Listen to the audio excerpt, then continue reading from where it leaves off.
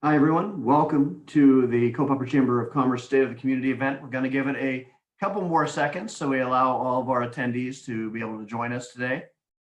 We have a great program and some great speakers ready to go and share information here to the community.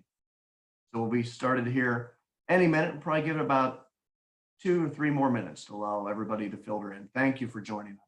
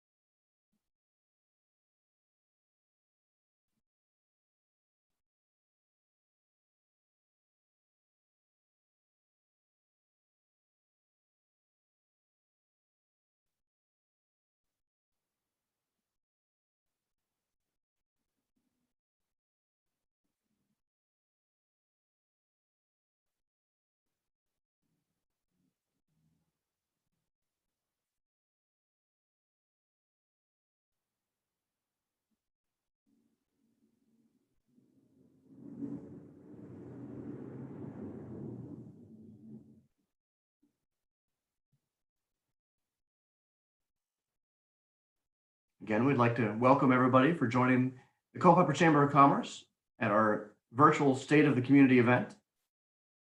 Appreciate everyone coming and joining us here on the Zoom webinar. We're going to get started in about another minute or two. We're just going to allow a few more attendees to filter in.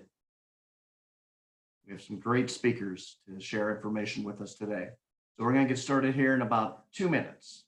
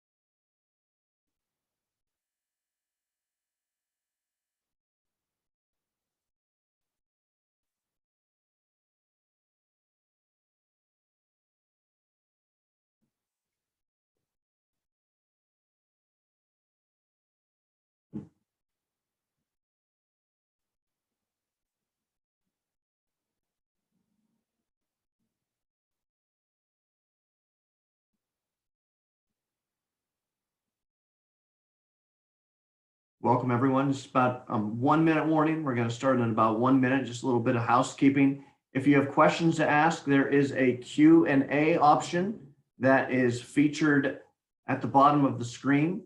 Please ask your questions there, and we will have a option at the end where I will be moderating and asking questions to our panelists. So be sure to utilize that feature.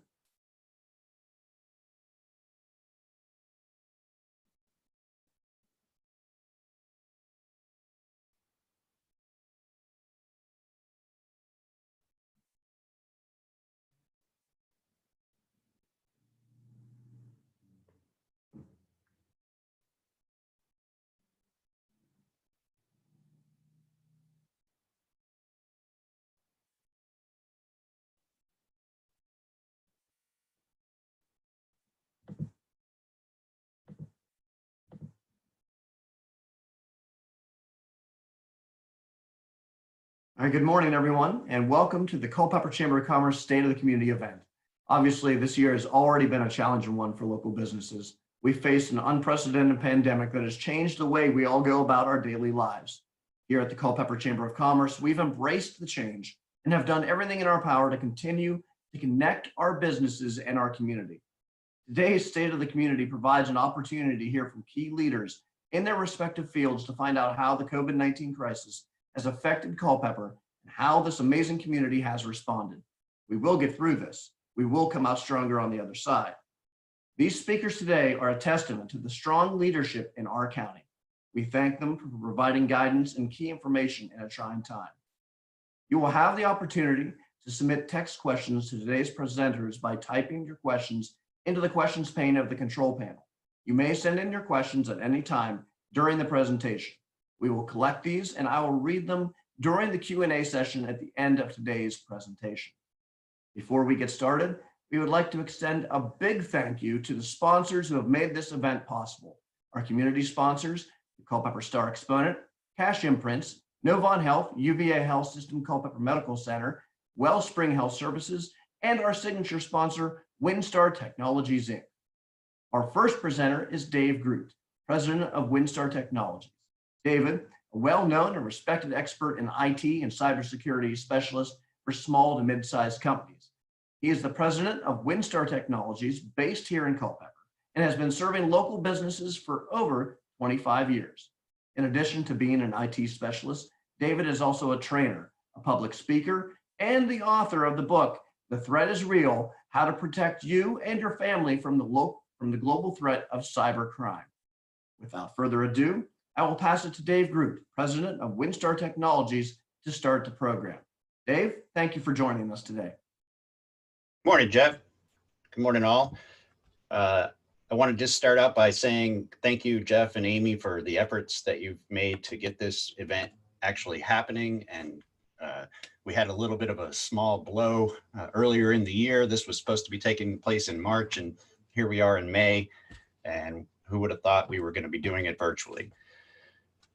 I would like to just take a few moments here to kind of share some of our insights and discuss a little bit about what it is that we do as a company, if that's okay. Take a shameless plug.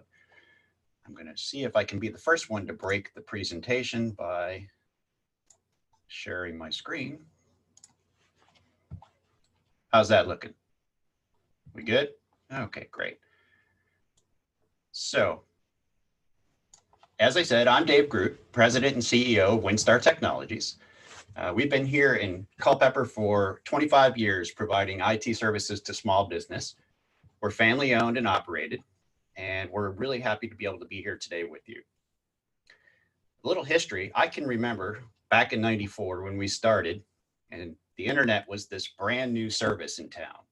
No one knew what it was, and most doubted that it would be here for more than a couple of years.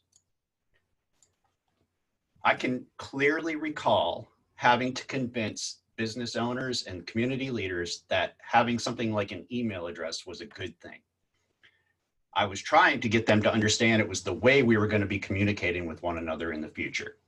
And trust me, that concept was met with quite a bit of skepticism.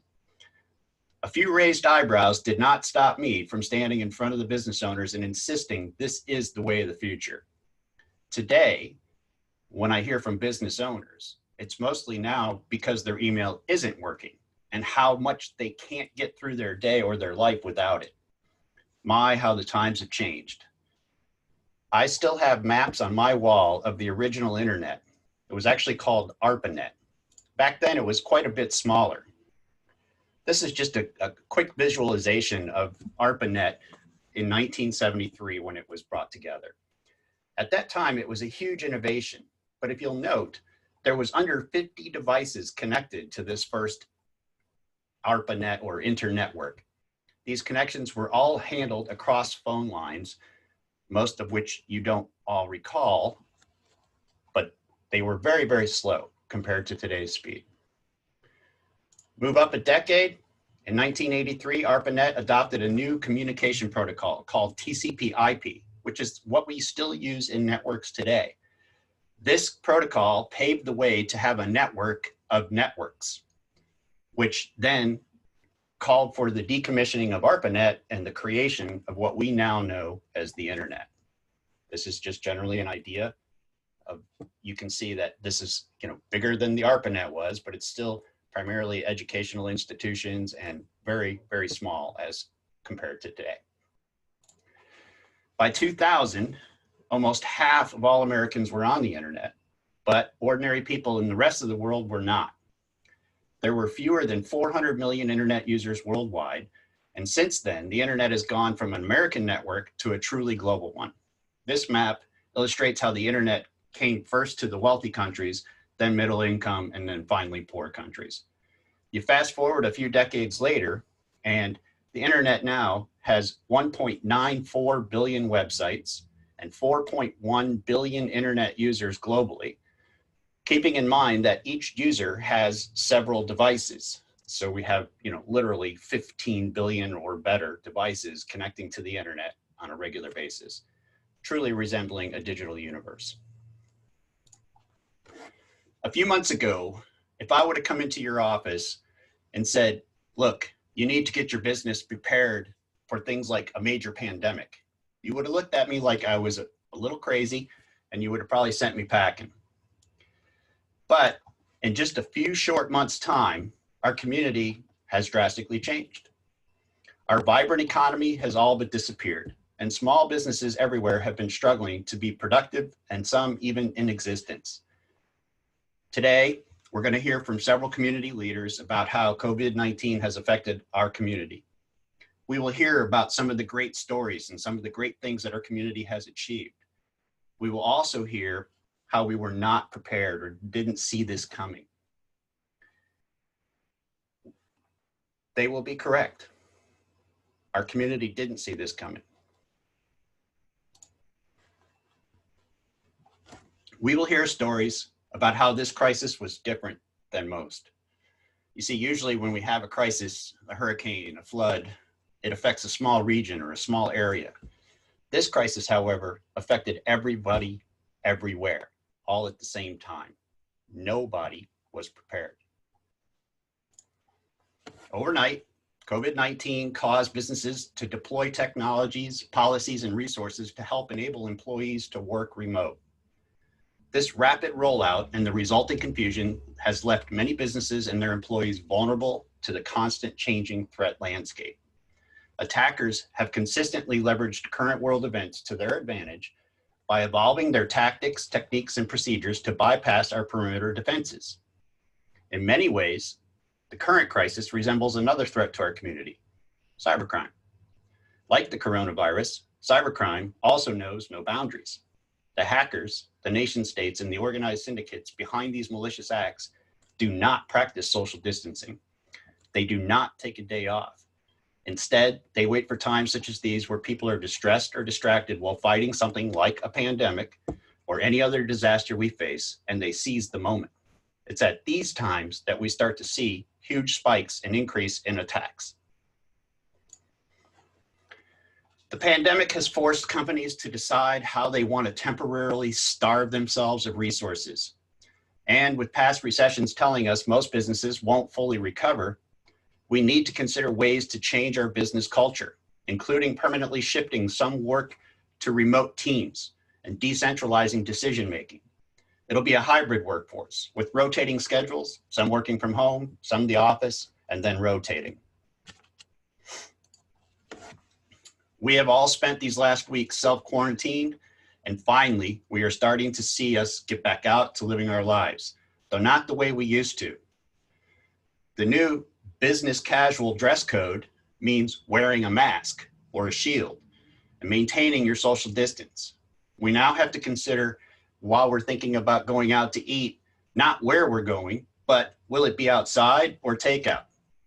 When can we go see a movie or have our next family gathering?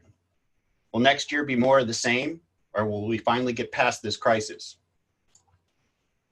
As we begin the process of recovering and getting back to work, there will be a need to reconsider or evaluate the way we work. We need to be prepared to adjust our schedules, or prepared for another few weeks of stay at home. Where we go from here will depend on our ability to adjust to the new normal and our ability to maintain a safe distance or to avoid infection. It will depend on us having a vaccine or another way to control the virus. The threat of cybercrime demands the same kind of preparedness, the same protective measures. These threats must be managed as well. We need to be aware of the malicious emails and the attempts to get us to click on a link or open an attachment. We now need to protect our business data and our intellectual property in different ways than we used to. Now there is no office perimeter. Our workforce is dispersed. We are working from our homes and other remote locations. We've had to adjust the way we access the network and the data accordingly. It is no longer a matter of a good firewall or an antivirus program. We now need to have a good incident response plan. We now need to provide security awareness training to our staff to be better prepared for the attacks that they will ultimately face. We need to protect the endpoint, the computer, the mobile device, and the person. We now have new words added to our vocabulary, things like multi-factor, zero trust, conditional access, or VPN. The list goes on. Throughout the last few months, we at WinStar have been helping businesses to enable a remote workforce and to keep them secure and productive. We have helped them migrate their critical systems to the cloud, allowing them to take full advantage of the current technology and security. We have been helping businesses with this all along. It is our way, our commitment, to help business take advantage of their technology to the fullest of its potential. We welcome the opportunity to work with your current IT team and to provide direction on how to be better prepared. As we all begin to recover from the crisis we face today, we at WinStar are here to help. Feel free to reach out to us. Take 15 minutes time to see how we can assist you to be better prepared. Together, we can make IT happen. Thank you. I gotta stop the share. There you go, folks. Thank you, Dave. Very informative. Great information as always. One major topic of discussion is the supply chain and why it has been impacted so severely. To address that topic is Chris Smithers, President and CEO of Merchants Grocery. Chris was named President and CEO, succeeding his father in 2014. He's also served on the board of directors for many years. In addition to his company role, Chris is very engaged in the industry, currently serving on the board of directors of the Virginia Wholesalers and Distributors Association and the board of the Southern Association of Wholesale Distributors. In his community, he has been involved in Habitat for Humanity, Career Partners, Piedmont Soapbox Derby, Kelsey's Big Give, Eastern View Athletic Boosters, and is a member of the Culpeper Chamber of Commerce Major Industry Council. Chris, thank you for joining us today. The floor is yours. Thank you, guys. Yeah, I think it's a very broad topic here in the supply chain. And before I get started, I just want to make sure that everyone knows that I am not a supply chain expert. All I can do is give you, from our perspective here at Merchants Grocery Company and the things that we do. And hopefully that'll allow you to see some of the things that are going on as far as the supply chain. So let me get my PowerPoint going here.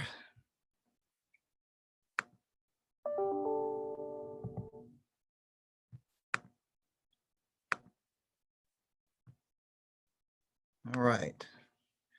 Basically, I call this out of stock because that's basically the concern of most people when they walk into a grocery store, or even our customers when they're ordering product from us.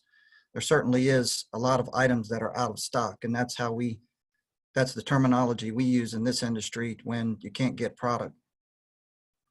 Certainly, I'm going to offer you a little bit we're a convenience store and food service supplier throughout Virginia, West Virginia, and Maryland. This is just a little bit about Merchants Grocery Company. We were established in 1917, so we've been in Culpeper for 103 years. Our customers that we serve over 550 convenience stores in Virginia, West Virginia, and Maryland, over 400 K through 12 schools in Virginia, several restaurants, nursing homes, and prisons. So this is the big question. Why is there no toilet paper? I think it seems like everybody nowadays, and especially in the beginning of this thing, was asking this question. So I'm going to attempt to give you a little bit of glimpse as to why there was not enough toilet paper and why there still is not enough toilet paper. To answer that question, we must first compare this event to other events that cause supply chain issues. Then we can examine the difference and understand the bigger picture. Let's start with the event. Under normal conditions and normal events, they're very minor in comparison, yet they still cause disruptions. And we'll take a look at a few of those right now. Snowstorms, I guess, would be one that we're very familiar with, where we see things happen and people do some panic buying. But just a few little stats here: 70.5% of the U.S. food supply is transported by trucks. For example, this truck will not make it on time and someone will not have the supplies they need. This truck could be stuck in Michigan, and the weather here in Virginia is great, but we're not going to get the product we expected when we expected it. So what is panic buying? People buy out of fear that they will not have access to the food and other supplies that they need. Panic buy example for snow. What we see here in merchants is just like what you see in the grocery stores. Milk, bread, eggs, batteries is a big one. Water, windshield washer fluid, and snow shovels. These are the top three, of course, are milk, bread, and eggs. You all know when you go into the store, if it's been on the news that we're going to get a snowstorm, you better believe you better get in there and get some milk and bread and eggs. At least that's what everybody believes. But again, this is temporary and really short term. Hurricanes and flooding are another event that happens, and it's isolated to a certain area of the country or a state even. But this one is, for example, was Hurricane Florence, and it killed over 5,000 hogs in North Carolina, 3.4 million chickens and turkeys, and destroyed crops. So we all saw some effect from that, but it wasn't global. And it probably was just a blip in time compared to what we're dealing with COVID. A fire at a plant can disrupt the supply chain. This happens to be a Markel paper plant, which makes Markel toilet tissue. But this is some time ago. A plant fire can shut down production for certain consumer items for long periods of time. If the manufacturer can shift the line to another plant, then supply may not be disrupted for long periods. But changing these productions lines in some facilities could cost millions. A tornado, same as fire. This plant has to be back up and running, and how long that takes might drastically affect the supply chain of the products that it makes. Drought, another example, can cause shortages on certain crops, shut down farms, and cause prices to increase on certain commodities, and inequality issues. So why is COVID-19 so different? The number one reason is everyone is affected. It's global instead of regional. It's affected every single business that you could possibly imagine, some in a positive way, new businesses being formed, but certainly for the most part, it has affected every piece of the supply chain. So every part of the supply chain is critical. If one part gets disrupted, it changes the rest. For this example, the consumer, the amount of consumption changed, and raw materials became an issue. So if those things happen, then the food processing and manufacturing cannot function the way it normally does. Recently, you've seen several posts about plant closures. Well, when that food processing plant cannot function or closes temporarily, the raw materials keep flowing. And if those raw materials are not suitable by the time that plant gets back up and running, those raw materials may have to be thrown down in the trash or dumped, as you've been seeing on the news here lately. So demand and inventory. One of the things about this COVID event is so different is we are all prepared to handle normal spikes for small events like we saw before. Anyone who handles forecasting looks at the normal and then adds percentages to compensate for spikes, seasonality, different issues that might cause consumer behaviors to shift. But no one saw this coming. Manufacturers and wholesalers normally just produce and carry levels of inventory that are for normal demand or forecasted demand that there's a big event coming that is predictable. And then if this happens, the spike and the consumers change, it takes time to recover. For us, our normal lead times with our manufacturers, if we place an order, we can expect it to be 21 days plus to get that product actually to hit our warehouse. So the time of recovery is a key piece of this. Consumer demand shifts drastically. So we saw this when COVID-19 hit and people were shut down and quarantined and they can't go to work, they can't go to school. The consumer demand shifts drastically. Why did the shift occur? People buy out of fear that they can't have access to the food and other supplies. The items that they're looking for, they want to find stuff that can be stored for long periods of time without refrigeration, which became more important to people than before. Before, people were looking for more fresh items. Feeding centers, schools, food banks, they're all looking for the same products that consumers are looking for. They're looking for that mac and cheese, that that tuna, the small portions of proteins, canned goods, and they're buying them all up at the grocery stores. As you have seen, a lot of empty shelves. And then from a wholesale side, they're looking to us to supply these items when we can't even get them from our manufacturers because they just can't keep up. Schools closed, people are furloughed, people are working remotely from home. All this adds up to everyone eating more at their house. They can't go out to restaurants like they used to. So the product mix is entirely different. The product mix that's sent to restaurants is entirely different than what's in a retail location. I know if you're like me, my boys are eating me out of house and home. What keeps these items from reaching stores? There's several reasons. Items can be diverted to other channels for emergency. Manufacturers cannot make enough to keep up with the demand. Manufacturers cannot get raw materials to make products. Plants closures causing a backlog. The egg to the chicken example. For example, the eggs are in a process and it takes a certain amount of time, then the chicks, and then they raise them up. And when they become the size that the slaughterhouse needs, they will process that chicken. But if the slaughterhouse and the processing plant close, it stops the flow of these cycles. And so a chicken could possibly grow too big for the processing plant that was supposed to receive that chicken. So then we have to figure out what we're going to do with that size chicken as opposed to the ones that we normally process. So these are things that people typically do not think about that are part of the disruption. Then again, another issue this nation has been experiencing for some time is not enough truck drivers and trucks. And then on top of that, we have drivers that are refusing to drive because they're afraid to get sick and be exposed. I mean, these drivers are all over the country. They're going from Florida to Maine to Michigan to California, and they certainly have the exposure more so than most. So plant closures due to COVID. There's a ton of this in the news. Tyson Meat Plant in Iowa reports more than 700 employees, 58% of their total employee base have coronavirus. Because of the outbreaks of novel coronavirus of the past several weeks, Tyson, JBS, Smithfield have closed 15 plants, devastating rural communities and threatening the nation's supply of beef and pork. Industry analysis say production is already down by at least 25%. So this is somewhat old news. Some of these plants have opened back up, which is a good thing. But again, the recovery time will be, it's not short term, but we don't feel like it's really, really long term. The results, meat shortages in some cases, certainly increases in prices of pork, beef, and poultry.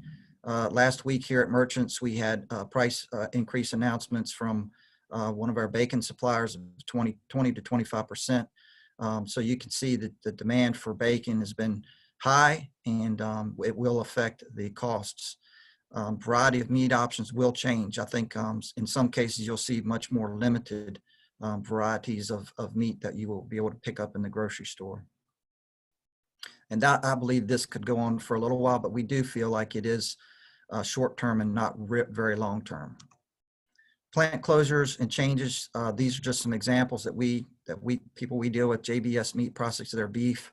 Philip Morris cigarettes. Swisher. They have Swisher and a lot of other tobacco companies have plants in the Dominican Republic, which temporarily shut down because of COVID, and that's where a lot of the cigars come from throughout the world.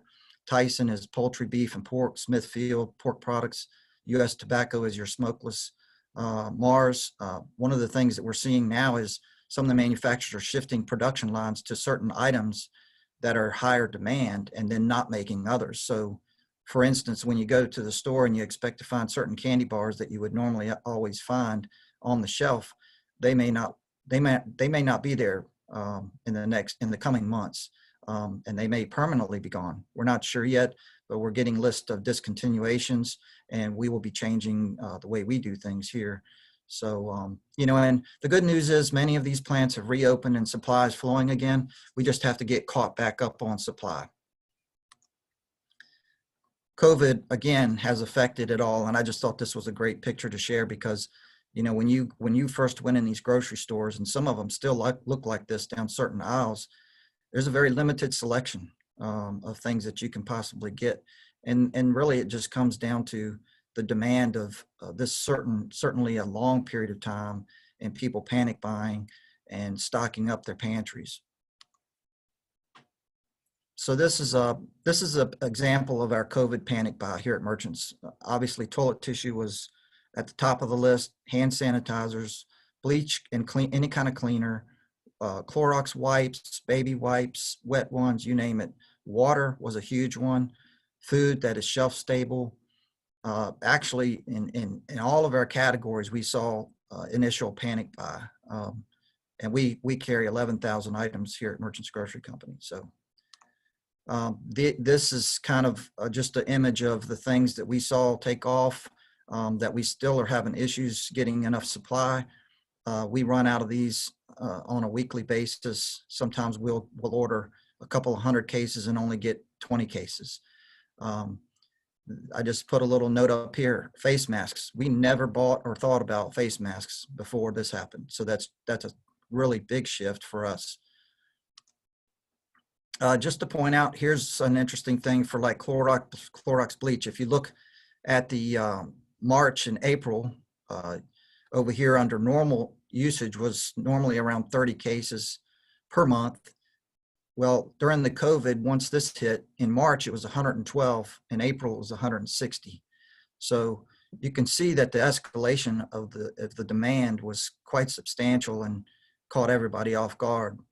And then you look over here where their fill rates, and fill rates is what we refer to as what we get from our manufacturers from what we order. So we, typically on Clorox, you'd probably be close to 100% in a normal situation. But when this hit in March, we were seeing about 75.98% fill rate. And then in April, it dropped to 49.33. So the things that we're ordering, we're not getting. Same thing here. This was COVID versus normal C-store demand. You can, go back, hit the button here. Under the normal volume cases on the left, you see how small those boxes are and the amount of volume. And then that shifts to the right for these three specific items. And like Chef Boyardee, beef ravioli, I mean, I guess it could be a combination of kids being home eating this stuff or people just, hoarding and packing up in for future emergencies, but it definitely had huge spikes. Then there's allocations. Most manufacturers track normal movement. So if we go along, we're buying a normal amount of product from our manufacturer partners, and then there's a change. They will actually monitor that, and you're not permitted to double up your orders or wipe out inventory. They control this by putting allocations on normal amounts, and they'll allow a small increase, but they'll actually allocate us. And I use this as an example. Who do you think is going to get the best allocations, Walmart or Merchants Grocery Company? And even though I hate to say it, it's not Merchants Grocery Company. So, we have to accept that it's about volume and priorities. And so it's the same way for us. We have to allocate to our customers and spread the product out. When COVID hit, we put several items on allocation right away because we knew that if we didn't, the first 2 days of order selection, the customers would get the product, and the rest of the week, the customers would not. So we had to allocate water, eggs, bleach, sanitizers, toilet tissues, wipes, and even cigarettes and tobacco items. Here's just another example of our inbound rates, and this is just a few different companies here. Southeast Chemical at the top, that's cleaners. You can see where we ordered 709 cases and received 564 at a 79.55 fill rate.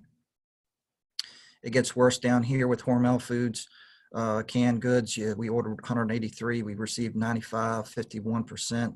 RJ Reynolds, on down the line here, Clorox here, you can see at 49.33. So definitely some challenges here. for our buyers trying to figure out how to get this product in here so we can service our customers. Obviously, this causes customer service level issues for us because our customers are not receiving this product either. Here's an example, wet ones. It's been cut since basically the beginning of COVID when that stuff flew out of here. And then we've been ordering for weeks and weeks and weeks, and we get 30 cases. So 30 out of our 550 convenience store customers will get the wet ones. The rest will not on this round. Hand sanitizer, this is an interesting one. We've seen a lot of manufacturers shift. This was a suntan lotion company that we typically bought suntan lotion from, and they started making hand sanitizer. You've seen it in the news where distilleries are making hand sanitizer. So, you know, we're switching and moving and shaking, trying to figure out avenues, different supply chain, supply resources that we can tap into. Product gets diverted. So here's an example. On March 23rd, Gojo, who makes the Purell hand sanitizers, announced that all shipments of Purell would be strictly focused on the healthcare, first responder, and other critical government functions in concert with U.S. government under the Defense Protection Act, which we think is great. But we also just want to point out that this can drastically affect what happens and what gets to retail and what doesn't. We agree with this. We don't disagree with this. However, it is a supply chain issue. Reaction to wholesalers, again, keep ordering from normal sources, suppliers, and then add alternatives. Here's White House. They're located up here in Winchester. We normally buy White House vinegar, apple cider, things like that. Well, they're now making hand sanitizer in a 16 and a 32 ounce, I think. So we're tapping into that.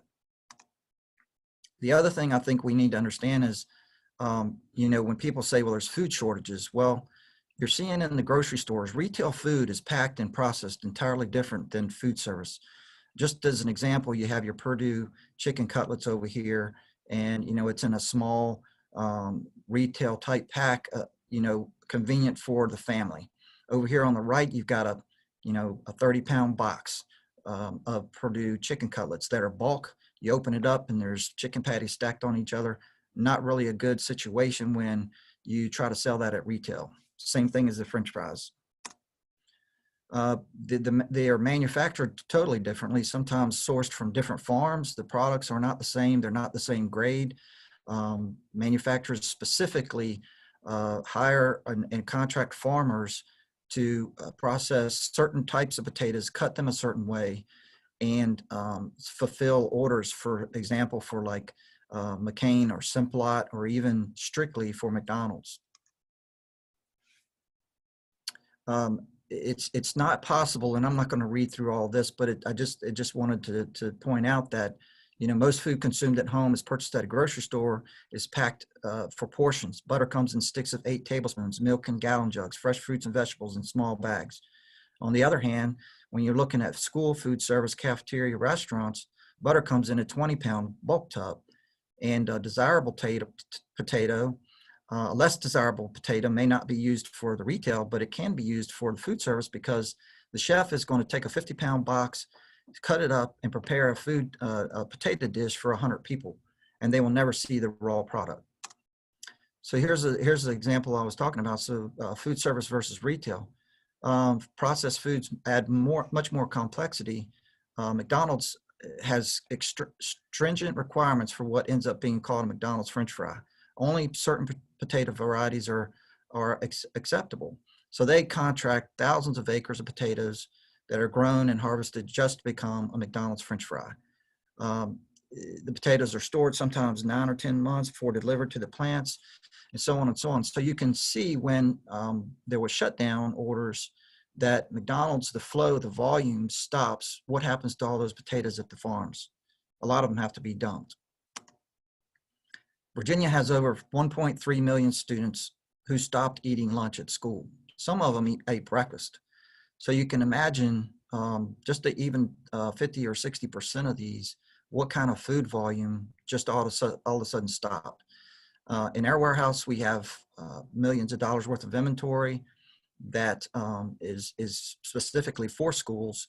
And a lot of that kept coming in when COVID first started, but it stopped going out.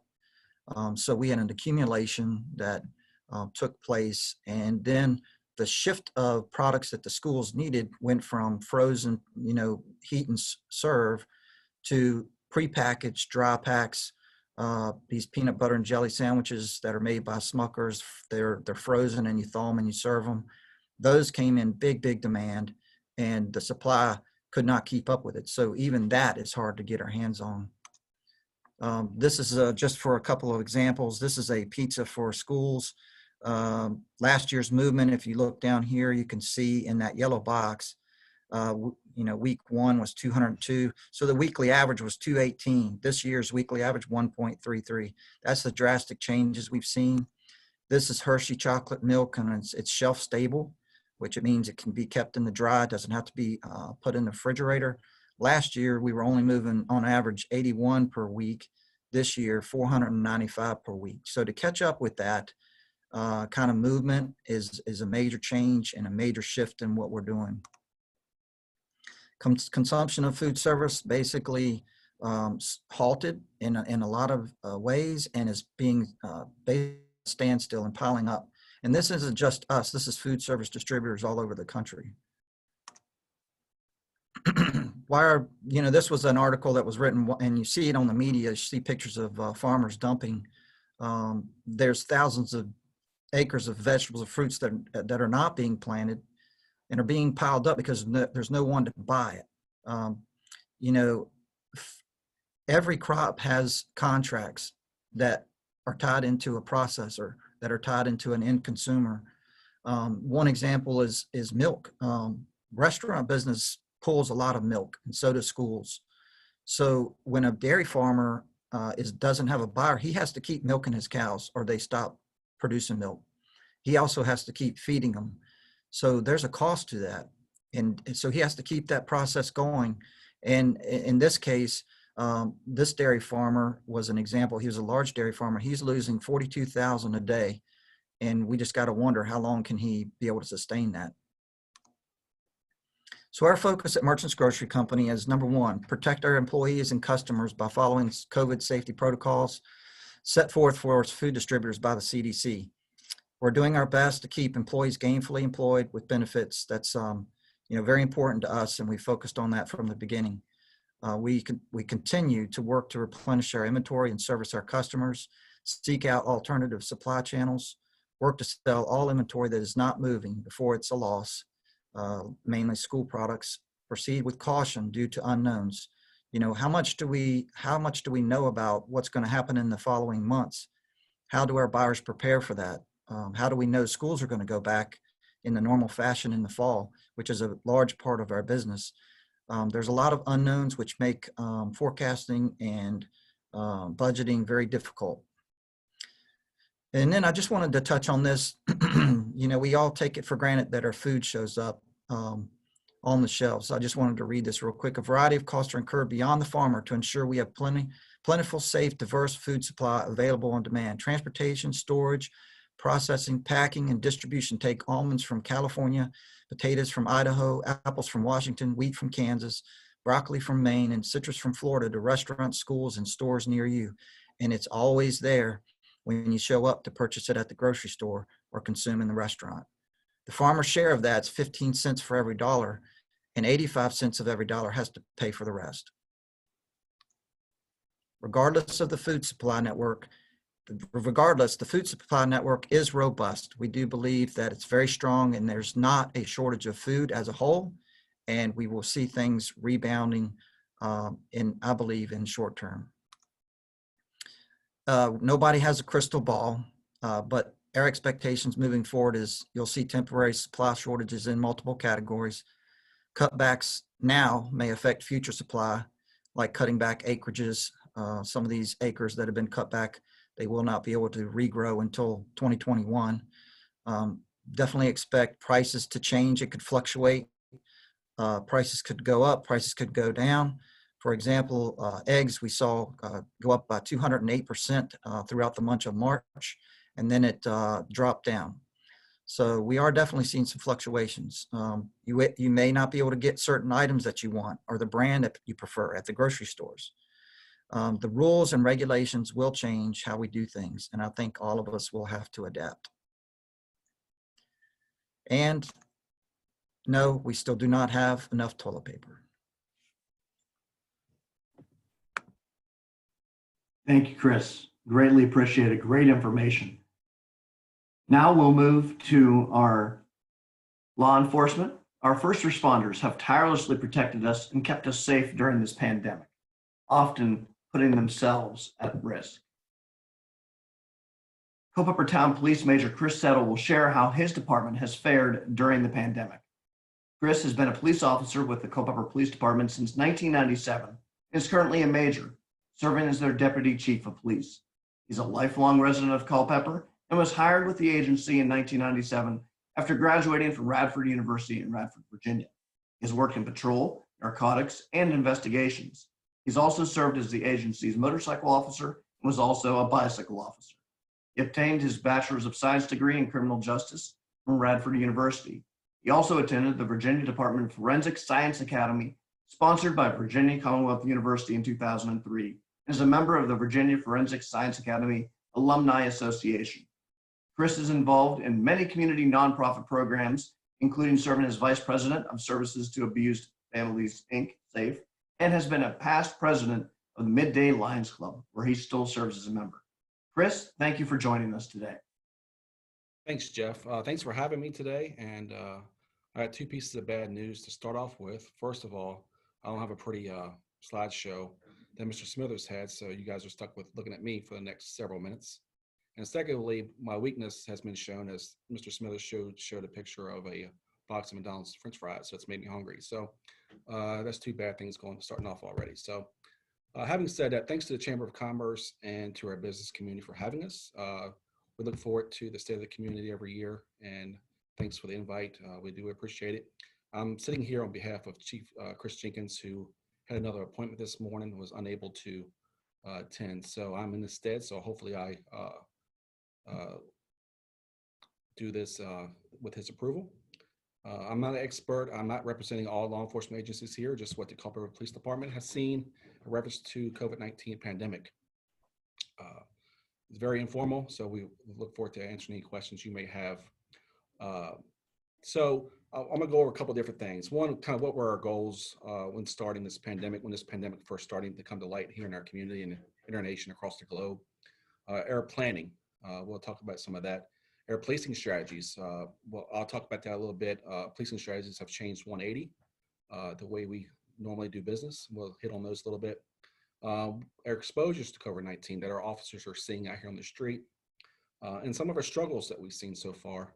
And then we'll finish up with some of our the positives that we've seen and the community responses and how great the Culpeper community is with their response, and especially the love they've shown toward the Culpeper Police Department and others. So first off, when this thing started, the COVID-19 pandemic back in March of this year, we met as a command staff and a board here, and so what was our main goals if this thing really got bad here locally? We had a local outbreak. And the two of those things really came to light. One was keeping our community safe and keeping our officers safe. And that was our two main objectives. And we can get those done, we would come out pretty good. So we start planning. We start planning back in March. Thankfully, the chief had the foresight to assign me to start planning for the pandemic. First of all, we looked at PPE and what was our current supply of PPE. And then obviously realizing, like every other law enforcement agency across the country, we realized we were very short on PPE for a pandemic. So we start looking at supply lines. And as Mr. Smithers talked about supply chains, we start securing supply chains for PPE. And luckily, we get this early on where we were able to guarantee a supply chain from a vendor, and we were able to get our officers enough PPE for the next several months. And we're still looking pretty good. We're still constantly looking for supply lines and supply chains for PPE. As time has gone on, it has gotten much more difficult and much more hard to get some PPE. But we have some people assigned, that's our full-time job, is to look for more PPE supplies. But again, luckily, we're early on. We got enough PPE, for instance, masks, and everybody's talking about masks. We secured a large quantity of N95 masks early on from a supplier. And then we got so many, we actually shared those PPEs and those masks with other stakeholders in the community. For instance, we shared those masks with our senior center, Rappahannock Community Services Board, and such community partners like that who still have a job to do and still conducting business and important business in our community. We actually be able to supply some of those agencies with PPE. And our policies. So we looked at our policies and how can we keep our employees safe? How can we keep our communities safe? Crime is still happening. Traffic enforcement is still happening. Crashes are still happening in vehicles. So how do we still respond to all those calls and still keep our employees safe and keep the community safe and keep those people who call 911 safe? So we had to look at our policies. And of course, we looked at VDH and CDC. And initially, the CDC and VDH really had nothing specific on law enforcement response to COVID-19. But as time went on, because obviously, and rightfully so, they were more focused on the community and the medical profession, and we understand that. But eventually, they start providing guidance for law enforcement. So when we go on calls now, you'll see us looking a little different. So if we go on a call service now, you'll see an officer who gets out of the car wearing a mask, face covering, nitrile latex gloves, and eyewear. And that's a normal everyday practice for every call of service we go on now. Whenever we interact with the public, we're wearing PPE. We're treating as if that person has a communicable disease, and just for precaution, because as you can understand and be aware of, if we have that pandemic and that virus hit the Culpeper Police Department and all of our officers at one time, that would be a public safety issue for our community, and we will make sure that does not happen. So we're taking some extra precautions to make sure that our officers and our staff stay safe, so public safety can be not impacted here in our community. So policies, such policies, we've been doing temperature readings for over a month for all of our officers and every employee who comes into our building, and every visitor comes into our building. We have closed off our lobby temporarily. But you still can come to the police department and see an officer. They can come in to our vestibule and talk to our record staff. An officer can still go outside and talk to them if they have a complaint or an issue. Before we talk to them, of course, we will get a temperature reading, and we will screen them with questions as far as immediate past medical history if they've been sick or have had a cough in the past couple weeks. So our roll calls, our regular briefing room was a little bit confined. So we closed down our briefing room, the normal room that we do our roll calls, and a lot of people in our community are familiar with our community policing room, which is a bigger room. So we converted that to our roll call room. So we have spread the tables out at least 6 feet apart, and our roll calls are either in our community room or outside. We conduct 3 times a day. The way we handle calls. So call volume, everybody talks about call volume, and initially we did see our call volume go down. I think people were staying home, business was shut down, more people were telecommuting. So our call volume did go down, although we always saw our serious crime still continuing. So the shoplifters and the misdemeanor type of calls went down, but the substance abuse calls, the domestic violence calls, we did see a spike in. So we were still handling less calls, but maybe the seriousness of calls kind of went up, if that makes sense. So we always saw that, but here recently, within the past maybe week or 2 weeks, we have seen a spike in all calls. So as weather breaks and people are getting kind of antsy, I believe, we have seen a spike in calls. So our officers are staying a little bit more busier, which means they're getting exposed more, they're dealing with the public more, they're going to more houses, they're going to more businesses. So that is a concern for us, and we have instituted policy. When this thing first started, we only had our officers wearing PPE when certain type of calls or red flags came up through our dispatch center, but now we're actually wearing PPE on all calls. So again, as everybody knows, this has been a fluid, dynamic pandemic, and it's been changing. CDC changes guidelines, seems like almost daily. VDH changes those guidelines in accordance. So we have to adapt and change policies based upon the science and doctors and epidemiologists to change these guidelines. So policing has totally changed traffic enforcement, and maybe that might be a misperception out there that maybe air traffic enforcement is down or we're no longer doing traffic enforcement.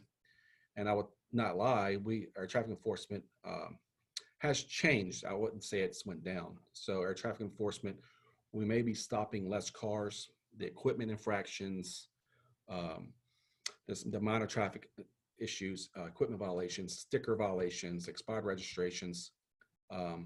But however, we still have an oath to maintain public safety, and traffic safety is part of that. So reckless driving and speeding, we are still enforcing those traffic safety. So no one gets a free pass if they're reckless driving in town. We're still doing enforcement activities. So I don't want to make sure that misperception is kind of laid to rest here today. As I was talking about domestic violence, we have seen, like I mentioned before, we have seen a little spike in domestic violence as it was documented in the paper maybe a week or so ago. Our numbers have increased. Substance abuse related calls has increased. And I believe we can all make an argument about why that is, as far as stress, people not working, so forth and so on. So scheduling, we'll talk about scheduling. We, of course, we're police officers, so we have to be on the street 24/7, which we are, serving the community. We did do some creative scheduling with our civilian staff and some of our specialty positions, like our detectives, kind of an A/B day, like a lot of different organizations are doing, to limit the exposure with each other. So if someone gets sick in our detective division, not all of them get sick at once. So the one side of the detectives stay at home while the other side is working, and vice versa. So we did been doing some creative scheduling in that regard. So we'll talk about the executive orders a little bit, the governor's executive orders and how we're enforcing those. I will tell you when Executive Order 53 and 55 came out, their stance, the police department, and I believe a lot of stances with local law enforcement in their area, was we would educate and then we would warn our businesses and try to educate them and make them understand the importance of compliance with the general orders and social distancing. And I will tell you, our business community has been awesome.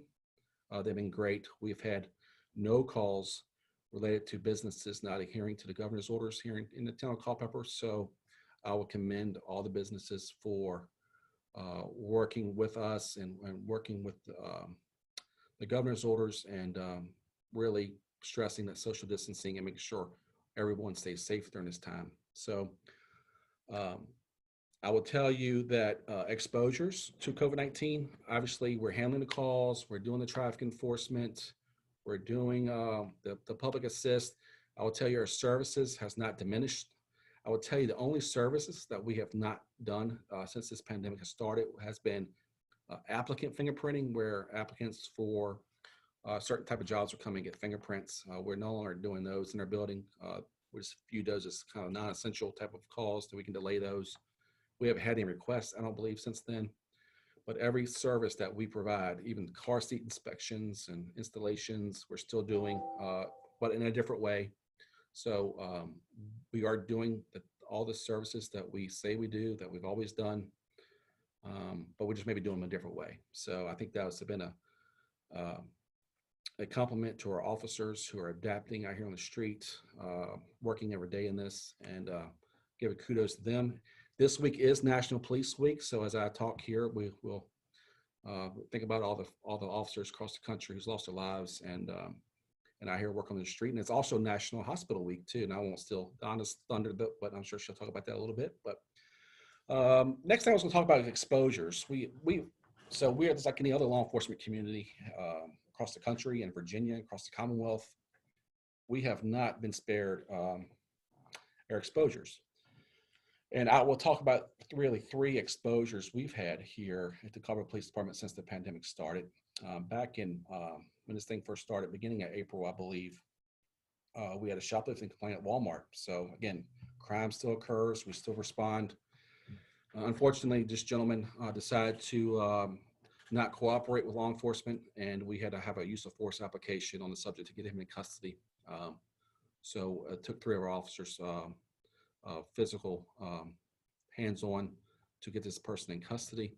Once we took him to the jail for the larceny and the obstruction of justice charges, the jail was doing an excellent job, and thank goodness the jail is doing what they're doing. They're screening all inmates before they come into the jail, so they have a triage system where they're doing a medical history questionnaire, checking temperatures. I think they do O2 readings as well. And this person, the subject, was showing symptoms of COVID-19. So when that process happens, when they do or triage with a clinical suspicion that they may have COVID-19, as a standard practice, we take them to the hospital where they get medically cleared before we take them into the jail. So this gentleman was taken to the hospital to be medically cleared. He was given a test, and this was early on, back at the beginning part of April when this happened. So our officers who was not wearing PPE at the beginning parts of this pandemic were not wearing it, and they were all exposed to this potential COVID-19 arrestee. Well, unfortunately, the test, and back during this time period, the test, the private labs, I guess, have not caught up at that point, getting test results back. And it took about 13 days for this test result to come back. So during those 13 days, we have officers sitting at home under quarantine for those 13 days. So that was some challenges for us as far as staffing and manpower and making sure that our air squads and our patrol platoons are backfilled with other parts of the agency. So that 13 days was not a good thing for officers to sit at home. Of course, the mental health side of this, what no one really talks about, is those officers sitting at home with the unknowns, with the mental health issue of the anxiety. So we provide those officers support during those 13 days. Luckily, that test came back 13 days negative. So that was a good thing. So we were not exposed, and we brought those officers back to work. We had another incident actually right after that where we had a security guard that works for another agency who exhibited symptoms of COVID-19 and was actually admitted to the hospital the next day. We had two officers and one civilian employee who were exposed to this person quite a bit. So again, that security guard was tested, was sent to a private lab, and I think that test result came back in 10 days. So we had actually a supervisor, an officer, and a civilian employee at home for 10 days during this potential exposure. Again, luckily after the 10 days, the test result came back negative, and the officers came back to work and the civilian employee came back to work. But that check out gives you a glimpse of kind of what we're going through as far as staffing, and we're only one call away from wiping out a whole squad. And that's what we're always planning for and contingency planning right now.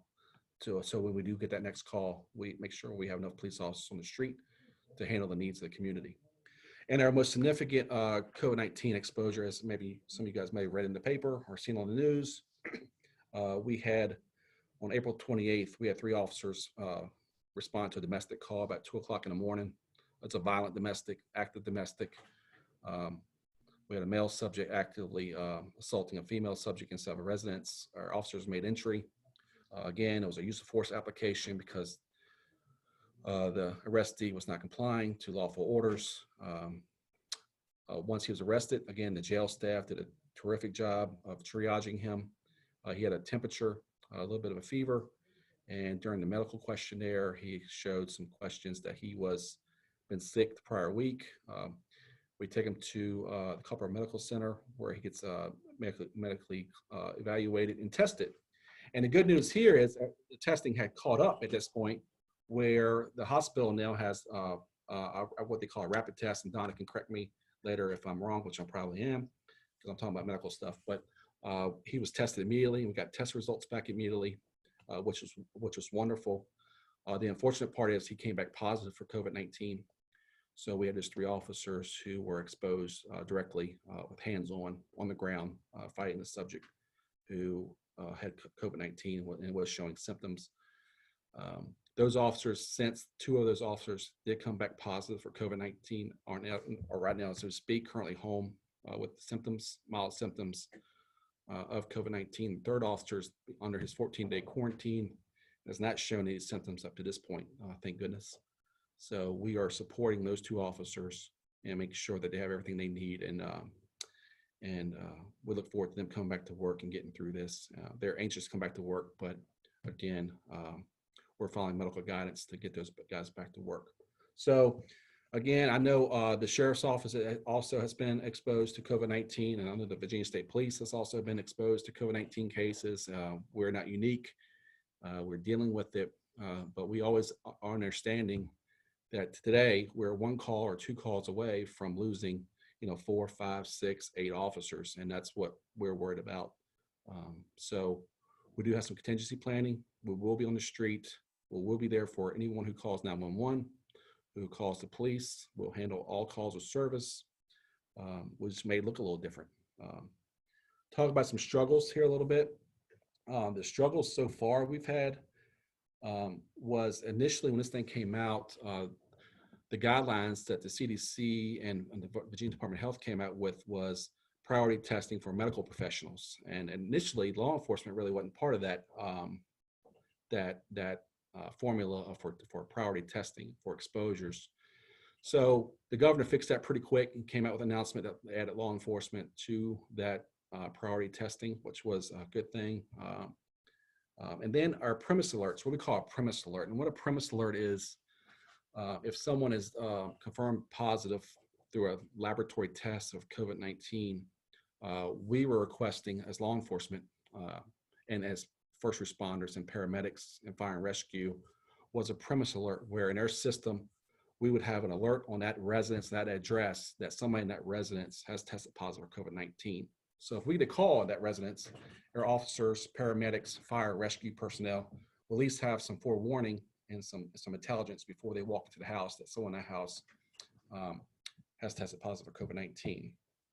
We talked to our local health district, the Rappahannock Health District, and their director.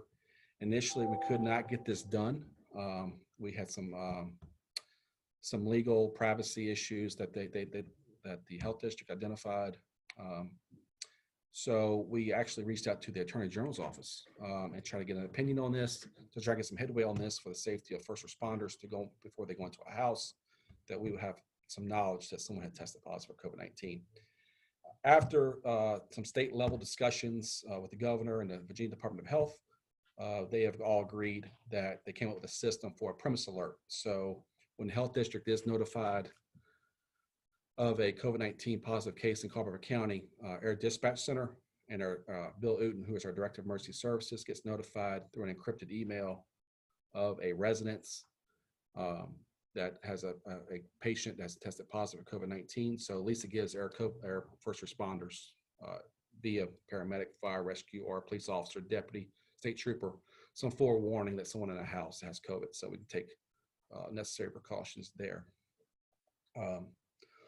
Also, and I know this has been new for everybody, but our local health district was somewhat slow on getting us some data that we required and needed to respond to this pandemic appropriately. Since this thing's first started, it has gotten better. I think a lot of people are just getting their legs under them a little bit in this pandemic and maybe caught a little off guard. For instance, right now we're seeing a certain demographic, our Latino community, in a spike in COVID-19 positive cases. So that's important for us for Culpeper, for the police department to know that, because we have a pretty good relationship with our Hispanic community. We do a lot of hard work building those relationships in those communities. We have entire communities here in town that are 100% Latino. So it's important. So when our officers go into these communities and these neighborhoods, to have that data, to have that knowledge, so we can take extra precautions when dealing with certain demographics. And it could be a certain employer, it could be a demographic of people, it could be anything that that these outbreaks could happen at, that we would like to have that knowledge to make sure. So it has gotten better. We're there, but it is a challenging time for law enforcement. Enough of the grim kind of stuff. I was going to talk about the community response, and it's always silver lining to every cloud here. And I will tell you, the community response that we've seen, especially from our business community, has been tremendous. The outpouring of support, the donations of food, kids making cards and send them to the police department. I'm sure the hospital has seen that as well. Parades. We've been doing parades for kids for birthday parties, little impromptu parades in neighborhoods, and I think that's gone over pretty well.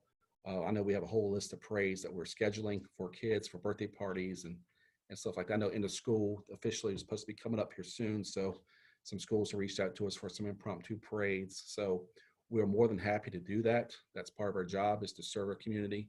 And if we can put a smile on the face, especially during these times, we'll be there and we'll do it. So that's the fun part of our job. So I want to make sure, I want to stress that. So if there's an organization out there that needs assistance from the police department, please reach out to us. We will be there.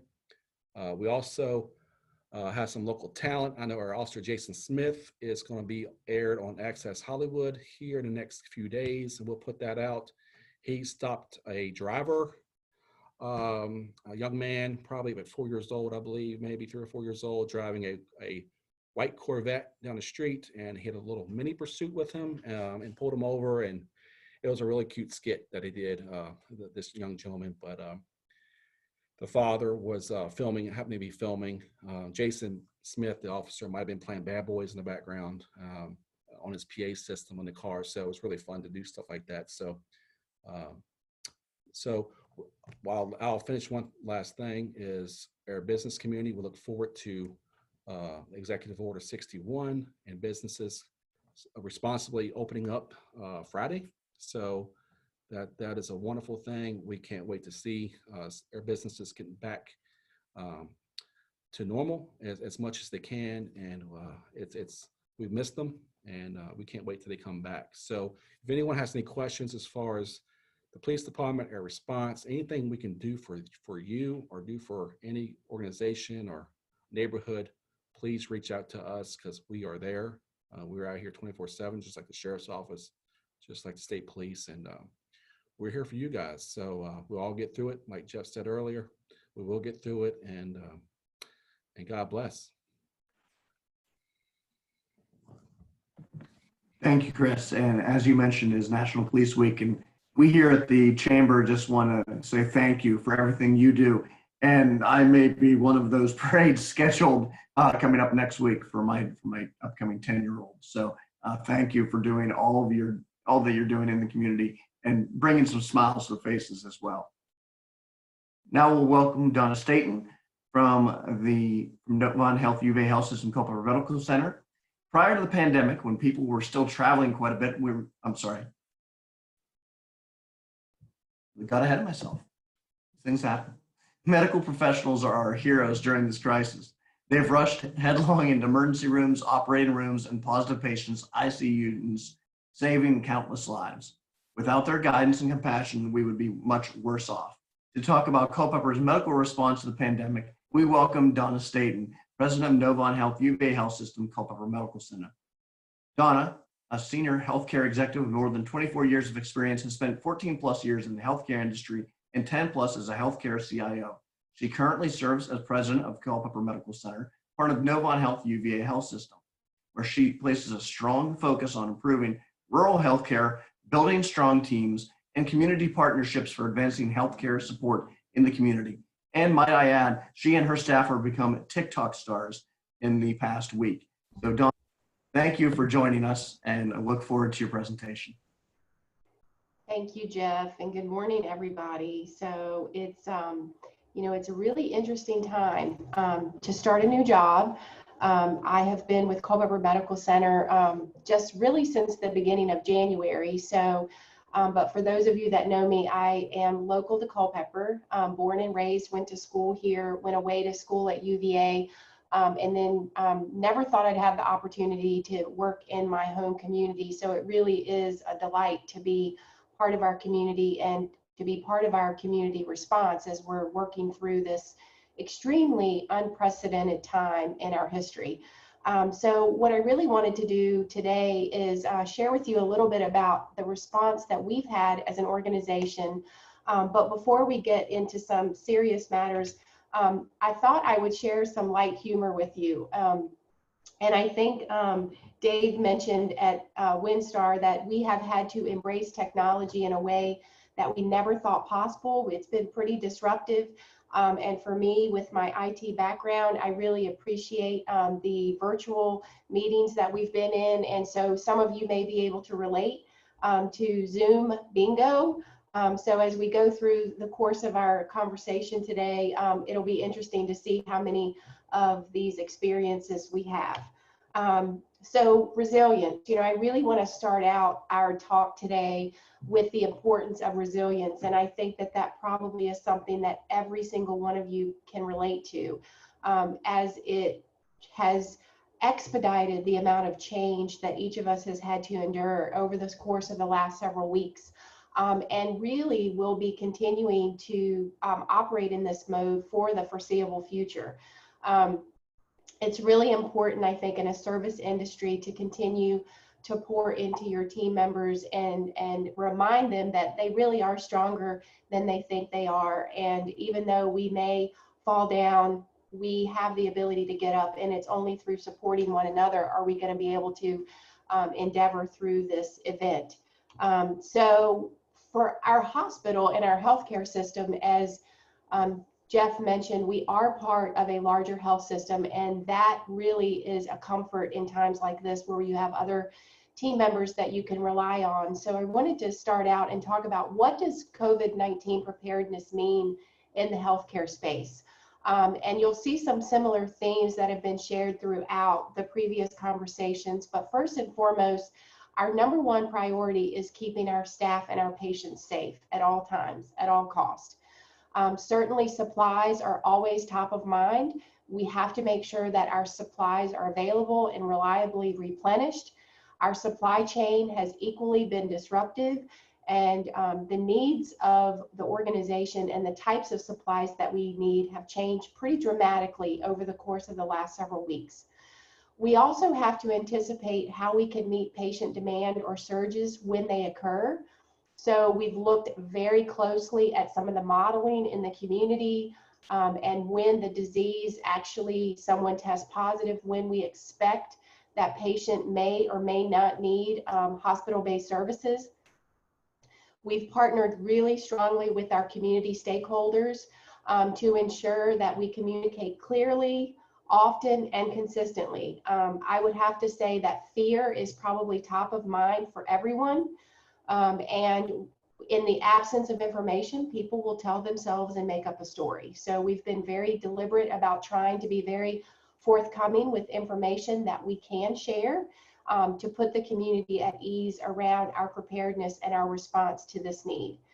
We also understand that there is a big impact on resources within the community and what that may look like for the foreseeable future. And last but not least, we're all excited to begin to slowly reopen services. We have to be very deliberate in the way in which we do that to ensure that our community and our patients are safe and feel that they can access healthcare in a very comfortable, safe manner. So our timeline of events probably looks very different from some of the things that you guys have endured, but you'll see some common themes. What I liken it to is the rate of change that we've had to endure as an organization is probably something that can take 2 to 3 years to achieve under normal circumstances, and we've had to essentially expedite the rate of change within a short number of weeks.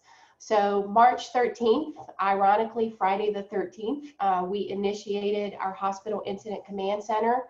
The purposes of this command center, probably very familiar to Chris and our other law enforcement team members, is to really provide a 24/7 mode for emergency response. So we have that same framework in place at the hospital.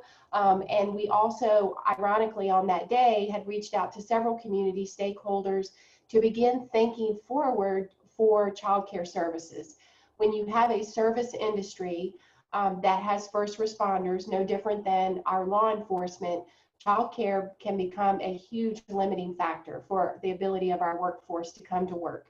So we began to pull in some emergency childcare services planning to begin thinking about the what if scenario.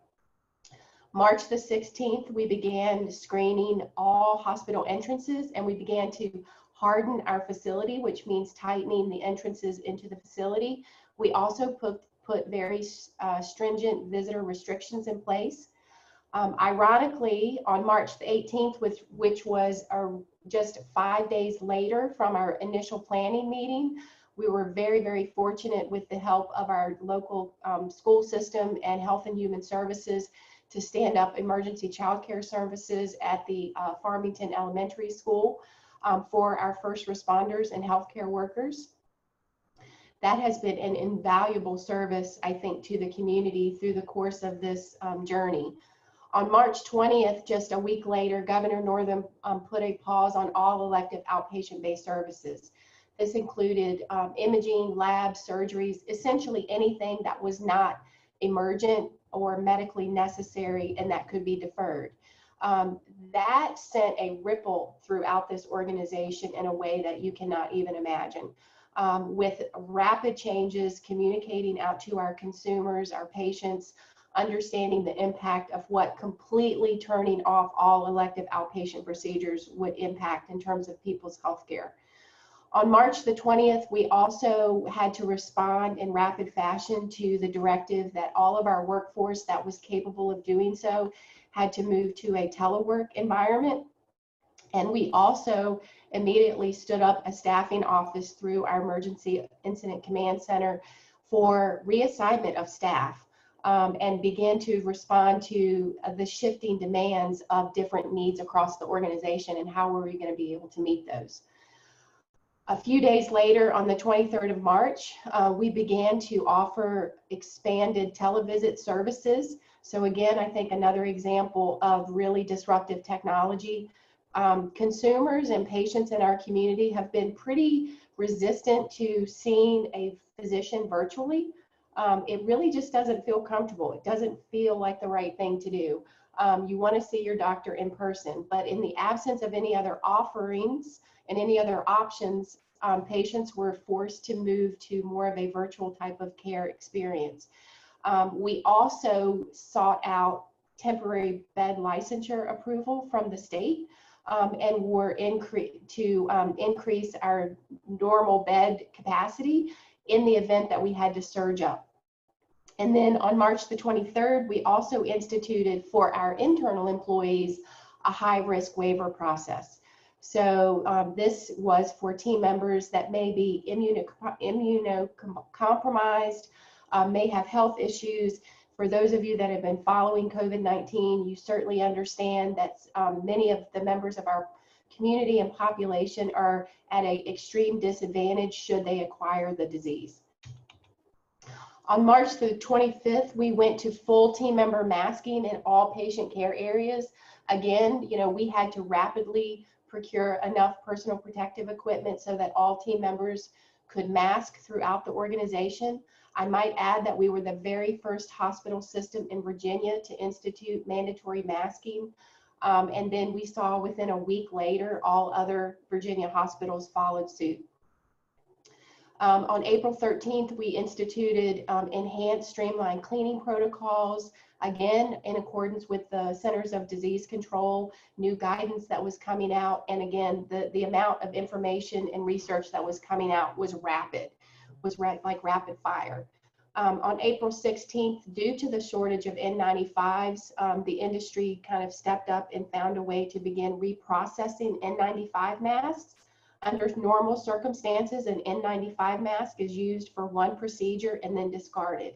We were at a position where we were moving towards crisis mode and having to determine how we could sanitize N95 masks for our staff should we needed to exercise that need.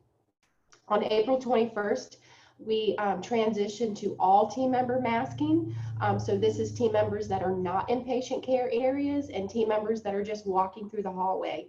At this point, we knew that it was community spread in our environment, and we wanted to make sure, again, that our team members were always kept safe. On April 30th, we instituted temperature checks at all entrances for anyone entering the facility, for both team members as well as visitors. And then just on May 4th, we began to resume medically necessary time-sensitive services. So these are not elective services. These are services that, if delayed for any further amount of time, would cause undue harm to our patients. So as we think about the amount of rapid change and the constant guidance that was coming out from the CDC, as well as the way in which our supply chains were impacted, we also had to stand up a real-time monitoring process for looking at essential supplies. And through our daily incident command, we began to look at several key areas, including our personal protective equipment, inclusive of masks, gowns, and N95. We had to put burn calculators in place so that we could anticipate and project days on hand. We also had to begin to look at monitor certain pharmacy medications. Believe it or not, as we saw more patients on ventilators, certain prophylactics and certain medications became in high demand across the industry. And so our ability to procure those on a regular basis became very, very limited. Lab testing kits, Chris also mentioned this. COVID-19 was a brand new form of a virus and a disease. There were no testing kits available when this first came into our nation. The lab industry had to respond in rapid fashion, and supply chain and demand had to catch up. So we had very few access to lab testing kits initially, and the industry had to catch up. So we were having to monitor very, very closely who was eligible for a kit, who we tested with a kit, and then the turnaround time was initially as much as 2 weeks. HEPA filters for our ventilators, again, to make sure that air filtering process was in place. And then, the American Red Cross is constantly doing blood drives, but with the quarantining and the stay-at-home orders, there are no blood drives going on. So we were also dealing with national blood supply shortages. So multiple dynamics within the healthcare space that were really impacting our ability to provide services on a consistent basis.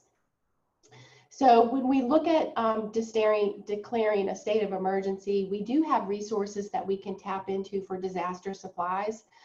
So we were fortunate to be able to utilize both regional and national stockpiles, but I will tell you that the supplies were very, very limited availability. So what we began to do is start resource sharing across our Novant Health UVA Health System locations. And even with our parent companies, UVA and Novant in North Carolina, we were able to tap into some of their supply chain. We put in place a process to tightly manage PPE supplies throughout our incident command center. Fear is real, and people do crazy things when they become afraid. We had PPE walking off. We had community members coming in and visitors, and they were taking boxes of surgical masks, and they were just disappearing if they were not under lock and key. So we had to quickly institute some tight controls around just our standard inventory processes. So in addition to supplies, we also needed to begin to plan for how we would surge up to meet demand. So we developed a tiered surge plan based on patient volume thresholds. We also instituted an emergency department triage tent, not because we didn't have capacity within our emergency department, but we needed to do so in order to create an exterior location for patients that were symptomatic to be evaluated and assessed. With a disease like COVID, it is airborne.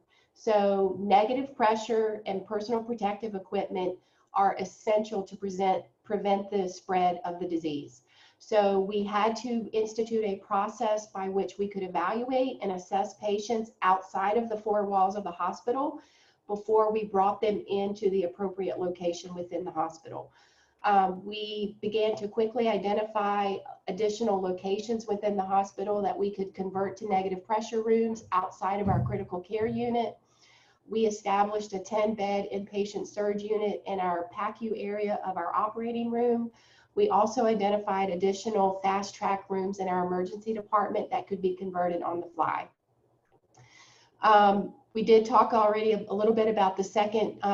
We also identified the need, should we have to get to that place, to institute a second emergency department tent for additional triage and assessment.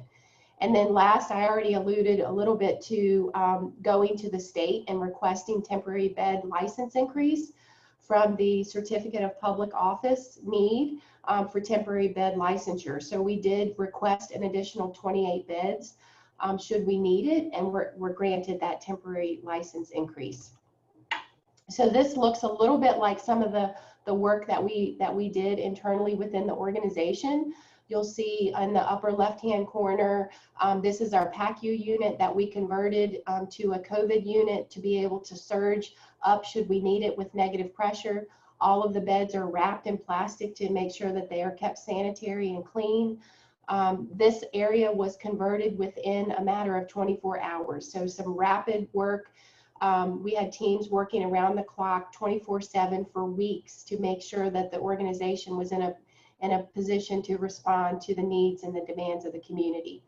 The pictures in the bottom are of our ED tent, and we have a process in place by which every patient that presents is screened. If they have any type of symptomatic respiratory issues, fever, anything, they're automatically taken to the tent as a rule out or a possible rule out for COVID. So this has created a lot of challenges, obviously, with patient flow, but I think the team has done an amazing job with that. From a community response standpoint, we've been working very closely with the Department of Emergency Services. Very early on, we started looking at an alternate care facility that we may need to be able to stand up as an overflow space for the hospital. We did complete that design. We identified a space at Eastern View High School, and then we essentially said, let's put those plans on hold because we were seeing the hospitals within our region be able to respond to the inpatient need. We also worked closely with EMS to institute modified care guidelines for transport of patients that may be COVID positive for transport from their home through EMS to the hospital. We had to begin looking at our nursing homes and how we could safely discharge patients to our nursing homes. For those of you that have been following the industry closely, you've seen some of the worst mortality rates because of nursing home getting infected and the cohorting of patients. And we had one nursing home in Fluvanna, small nursing home, that had over 45 patients infected as a result of cohorting. We also partnered with the Culpeper Wellness Foundation through some grant funding, and were able to get 100 pulse oximeters so that we could give those to patients if they were treated and released through our emergency department. And if they did not meet admission criteria with COVID, what typically happens is that you're pretty good symptomatically for 5 to 7 days. And then you begin to quickly decline with difficulty breathing. So we sent patients home with very strict instructions on self-monitoring their pulse ox and their oxygen levels, and should it fall below a certain threshold, to immediately come back to the hospital. We also put in place a process by which nursing would reach out to those patients daily for nurse call checks to check on them. So modeling and thinking about how the disease is going to continue to spread, you know, we're 8 weeks into this journey, and we've seen the uptick of prevalence in our community growing at a rapid fashion, sometimes as much as 8 and 10% positive cases day to day. Typically what we see is 7 to 10 days after the patient tests positive, they can begin to recover or they quickly decline.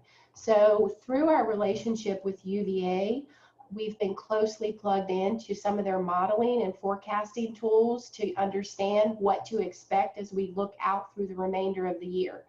So to try to simplify what you're looking at, what this really projects, and I want to draw your attention to the bottom section of the graph, where the weekly average growth rate of the disease before we began our tight controls and the Executive Order 23 and the social distancing was 2.2. So for every one person that acquired the disease, they would infect 2.2 people. So if you think about the compounding effect of that, you can understand how a disease of this state can quickly spread through a Tyson's food where people are working right on top of each other without the appropriate protective equipment. After the impact of social distancing and the executive order on March the 15th, the spread of the disease dropped to 1.1. Dramatic impact of social distancing. The goal of a virus in terms of decreasing the spread and the prevalence in the community is to get that factor below a 1.0. So we're not there. The next slide actually shows some forecasting projections of what would happen to the spread of the disease based on certain thresholds being lifted within the community around social distancing. So what you'll see is that if we do nothing at all, the gray lines reflect that we would see a potential 35,000 cases and with completely unmitigated of confirmed cases. With controls in place, you can see that it really does begin to impact and flatten the curve. If we completely pause our environment until April 30th, you'll see that that's probably about where we're at. And it really pushes the curve out and shifts the prevalence and the spread of the virus out until further into the year. So what's important for us to understand from an overall hospital capacity standpoint is that, do we have enough beds in Virginia to support the demand of patients as they become ill and they need hospital-based services? So what I want to draw your attention to is the circle in the lower right-hand corner. We currently are in the northwestern region. What we anticipate is that by pausing essentially social distancing, closing our businesses through the early June, which aligns with the stay-at-home order that Governor Northam had in place, we're going to see another kind of surgence of the disease in the August-September timeframe. What you'll see is the dotted line represents the bed capacity across our state in terms of an absolute surge. The lower threshold is normal capacity. The top threshold is absolute capacity, even with surge planning. So even with the social distancing that we've put in place, even with the controls that we've put in place, we do not have a cure for this. Everyone will eventually get this disease, be exposed to this disease, be a carrier of this disease, or essentially not have the disease at all. And so we as a community have to continually be vigilant and be responsive to meeting the demands in the community. So key takeaways from some of the modeling, and the modeling that Virginia has done through their Biocomplexity Institute has been some of the modeling that VHHA has actually looked at to help inform Governor Northam's strategies around how to reopen our community, is that current social distancing efforts are working. If we do lift our social restrictions too soon, it can lead and will lead to a second wave. The whole intent behind closing down businesses and restrictions is to allow our supply chain to catch up with the demand and shift. So we are in a better position today than we were when this began in mid-March, but there's still a lot of runway in front of us. So as we begin to look at reopening services, the key takeaway that I do want to share with you guys is that we have to learn how to exist in this COVID environment because it will be with us for the foreseeable future. We cannot turn off all of our businesses. We cannot turn off our healthcare. It will be devastating to our economy and to our community. So what I do want to share with you is that as we begin to slowly reintroduce services to the community, we are taking every precaution and every control possible to ensure the safety of our team members and our patients. We have screening and temperature checks at every entrance into the facility, full masking of all patients and visitors. We have personal protective equipment that's monitored daily with adequate reserves in store should we need it. We also have to have planned and expect to be able to expand up by 25% should we need it based on COVID prevalence within our community. We also have instituted a process that every single patient that receives any form of surgical intervention is both screened and tested for COVID prior to any procedure. That is above and beyond what even Inova Fairfax is doing. We feel that that's essential for our community because we have seen that patients that actually undergo surgery that are COVID positive, that may not have any symptoms, it actually expedites the onset of new symptoms.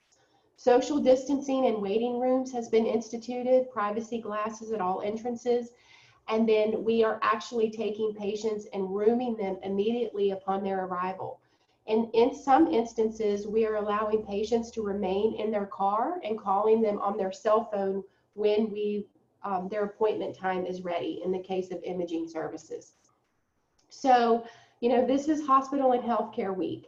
I think it's important to share that, this is a village that is working on this. And I hope that you see today that it's not just your frontline healthcare workers, it is every aspect of our community that is pulling together to support our response. We have been amazed with the outpouring of support by the community. Our team members are really stepping up. I really believe that healthcare is a passion and calling, and it's not a job. And so our team is very energized by being able to return to some semblance of normal. But we also know that this is going to be with us for a while. And we are really focusing hard on making sure that we can take care of our community in a safe and very responsible manner. So with that, that concludes my presentation. Thank you, Jeff.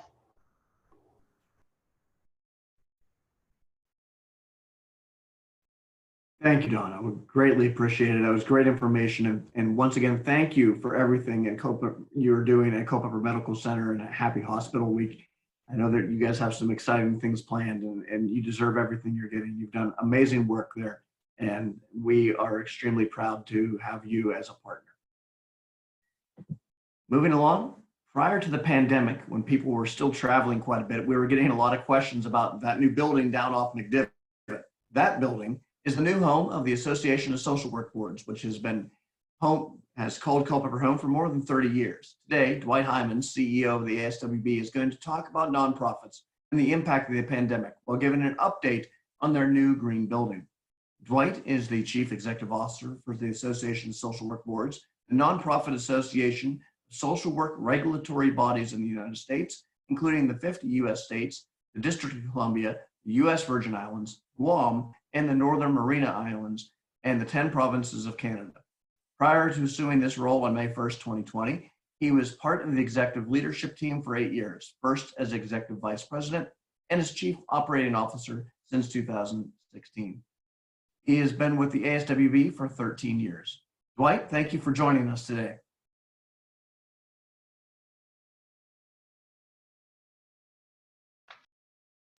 And Jeff for allowing us to be a part of this. I'm going to get my screen up here.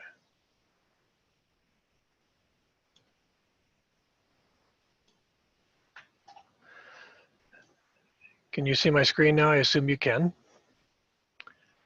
That's got to be one of the bingo squares that Donna talked about. So anyhow,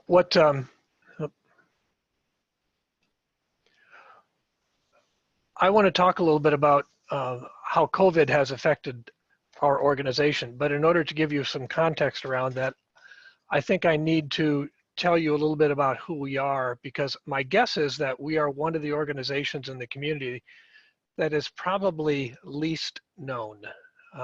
We have been here, as Jeff said, for a long time, but our services really are delivered outside of Culpeper largely. Even though we have the name social work, or the word social work in our name, we do not provide direct services to the Culpeper community or social work services to the community.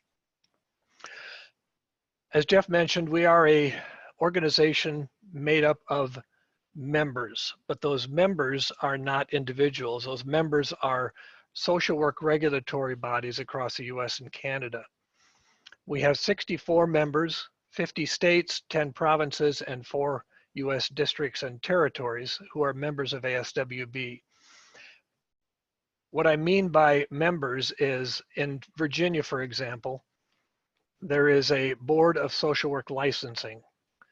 That board is a member of ASWB, and as a member, they are entitled to services that we provide to them.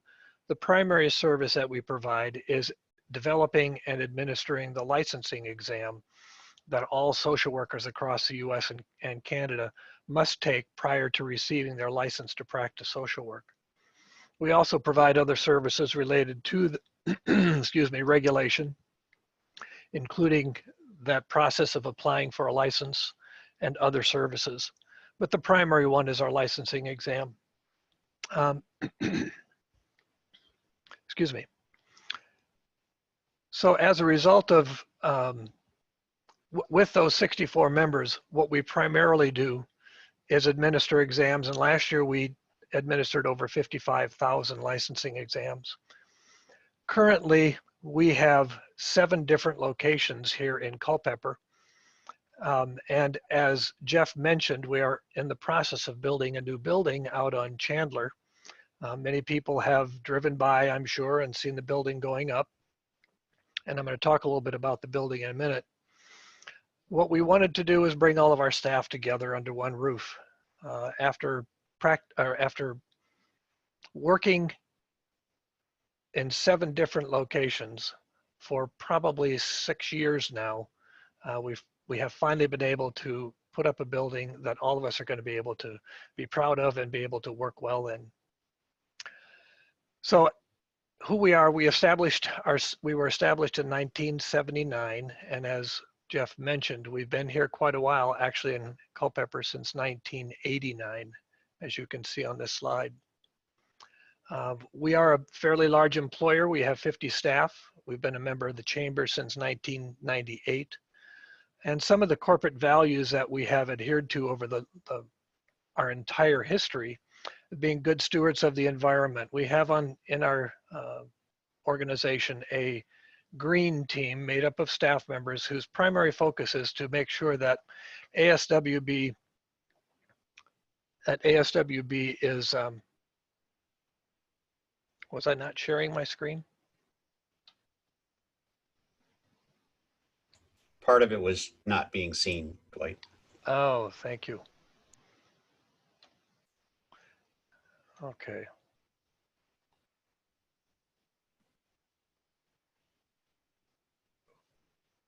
And now I'm lost about how I move it forward. Actually, I think Amy shared your presentation from her side. Oh, okay. So if you just give her a cue, she'll move it forward for you. That sounds All okay. right. Thank you. I apologize for that, folks. Amy, if you'd go to the next slide. As I was saying, we are a large employer with over 50 staff and been in the Chamber since 1998. Our primary values as an organization are to be good stewards of the environment, and I'll talk a little bit more about that when I get to the new building, and also to provide support to local charitable organizations through our volunteer efforts and financial contributions.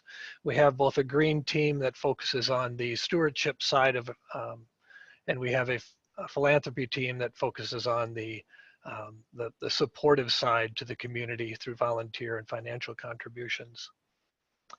Amy, if you'd go to the next slide, please.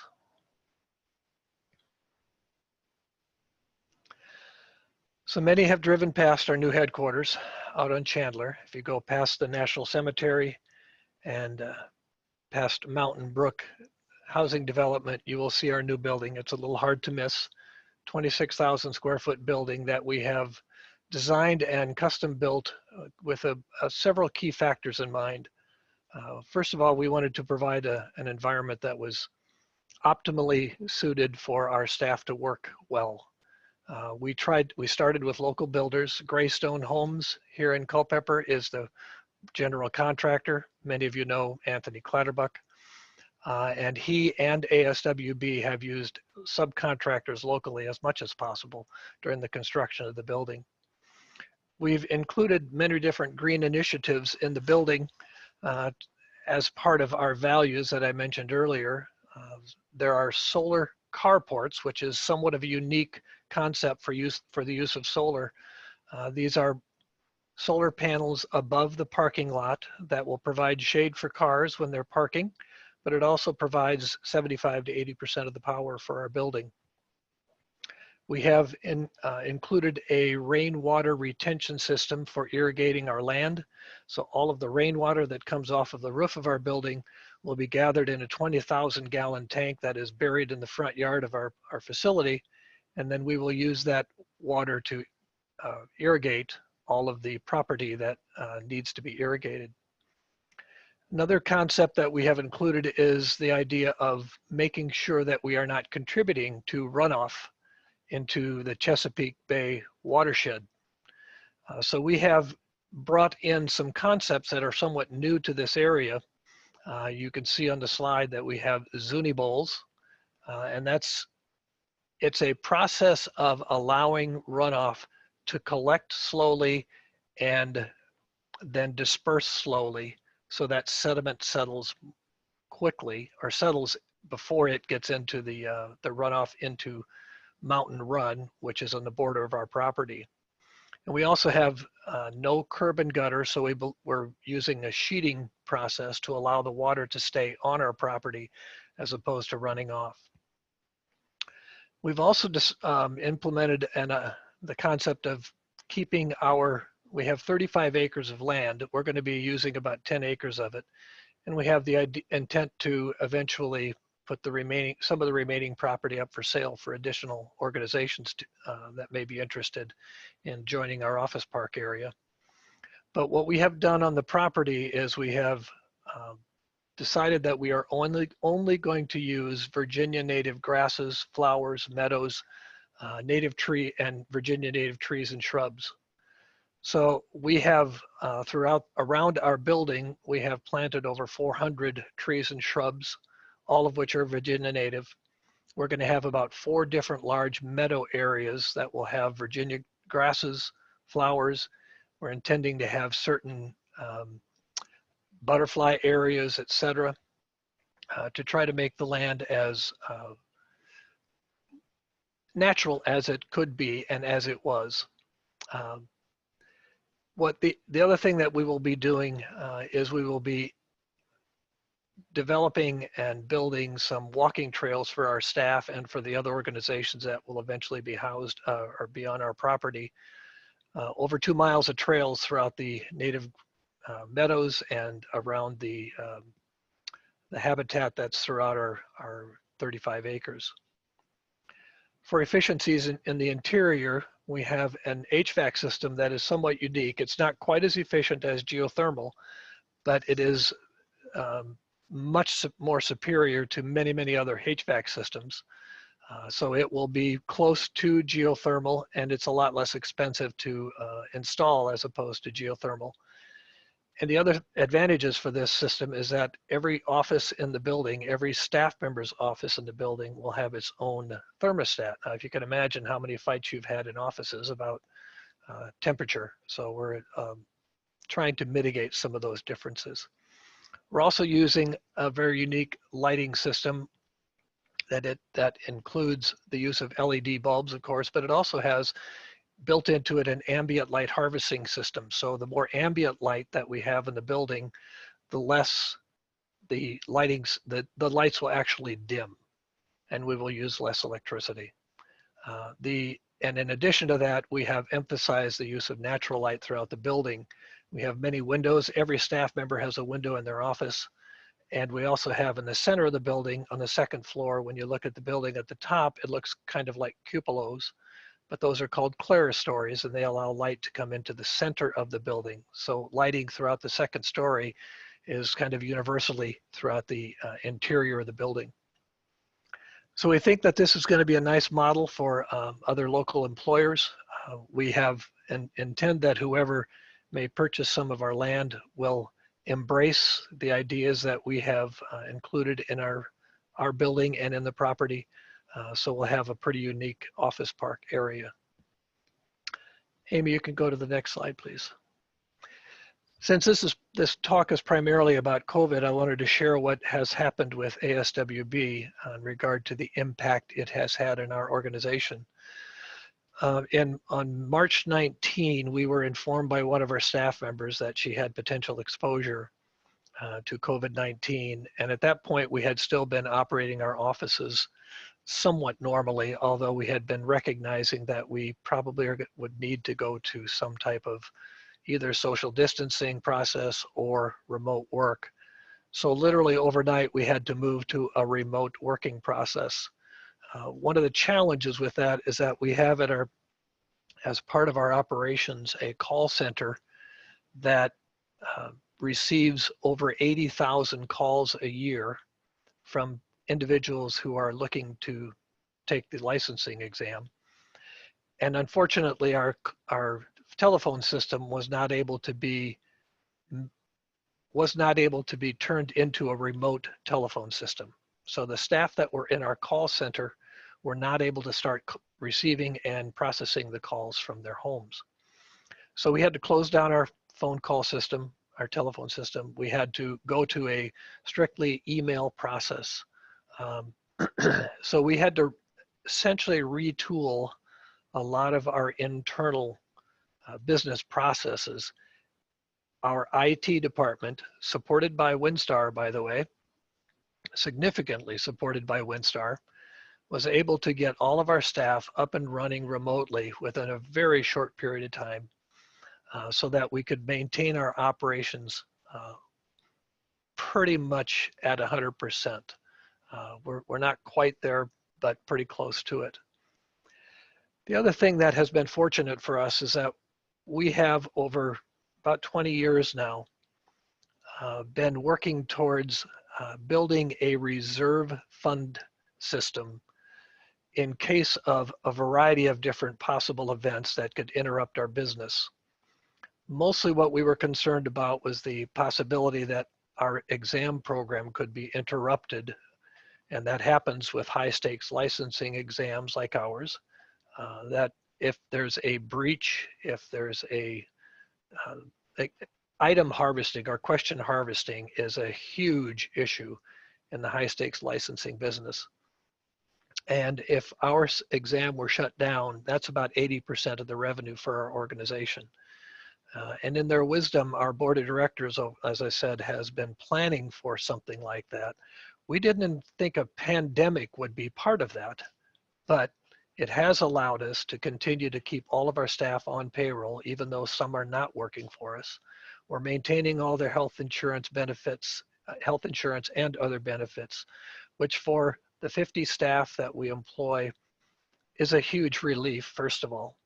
And it also, we think, lessens the burden for the rest of society because they are economically secure and have the benefits so that they can secure healthcare as needed as well. The other challenging part of COVID is that we are currently packing to move to our new building. We anticipate being in the building either by the end of May or early in June in terms of moving all of our property and our IT services, et cetera. Of course, unfortunately, we're not going to be able to occupy the building yet because of the orders in place and because of the fact that we need to figure out exactly how to make sure that our staff remain safe, that we have policies and practices in place for social distancing, et cetera. Fortunately, our building is somewhat ideally situated because every staff member has their own individual office in the building. There's no cubicles, there's no open office area in the building.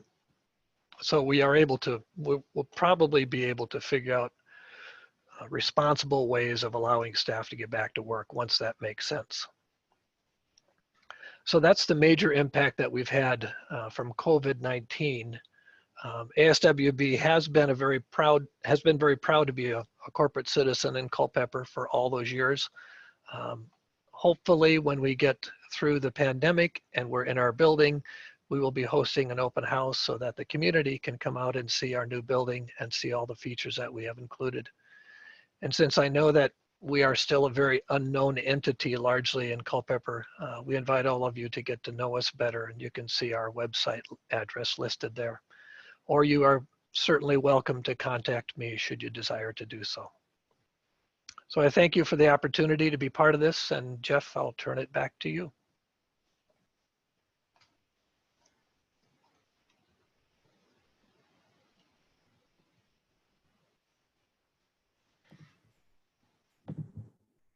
Thank you, Dwight. It was very informational. I greatly appreciate it. And I can't wait to see the new building. We're excited to be able to come out and visit that when we're allowed. Our schools have always been masters of logistics, handling thousands of children a year. Now they have to educate them virtually and have transitioned to that seamlessly. Culpeper County Public Schools Superintendent Dr. Tony Brads will chat about what measures the schools have taken and provide an update on the construction of the new CTE school. Dr. Brads has worked in public education for 32 years, including 15 years as a division superintendent. He served as the Culpeper County Public Schools Superintendent since July 1st, 2015. Dr. Brads? Thank you, Jeff, and thank you for having us today. Thank you for organizing.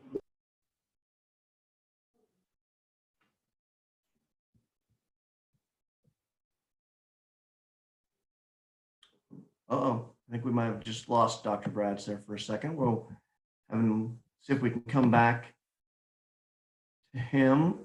In the meantime, we'll see if we can go to Paige Reed. While this has been a difficult period, there is hope. Culpeper Director of Economic Development and Tourism, Paige Reed, will talk about the encouraging news on the horizon as we look forward to opening our economy back up. Paige, I understand that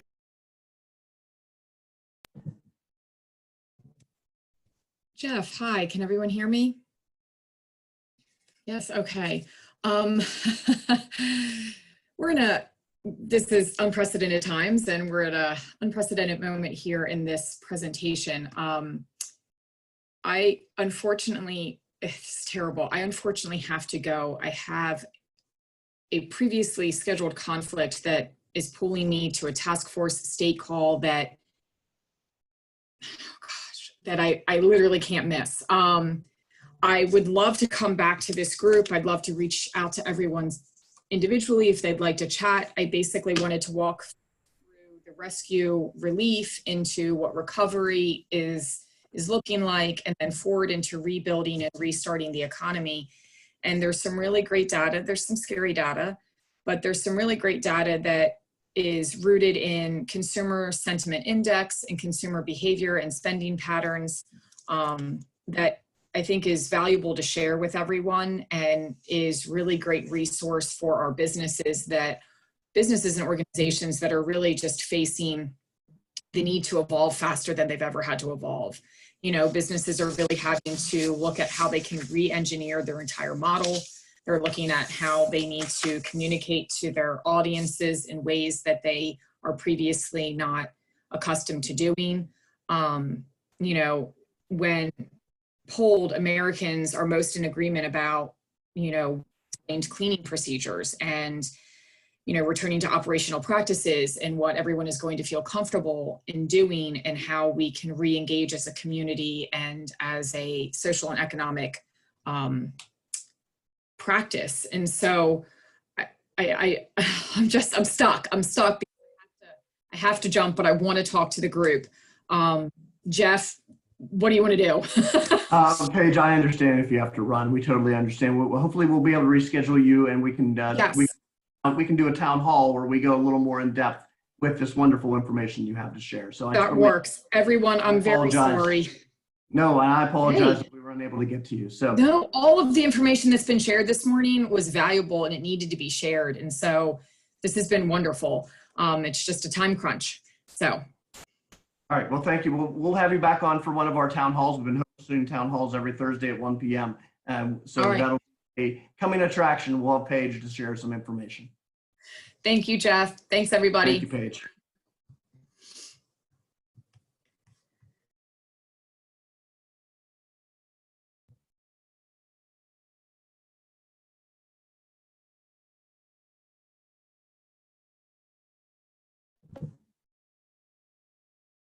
All right.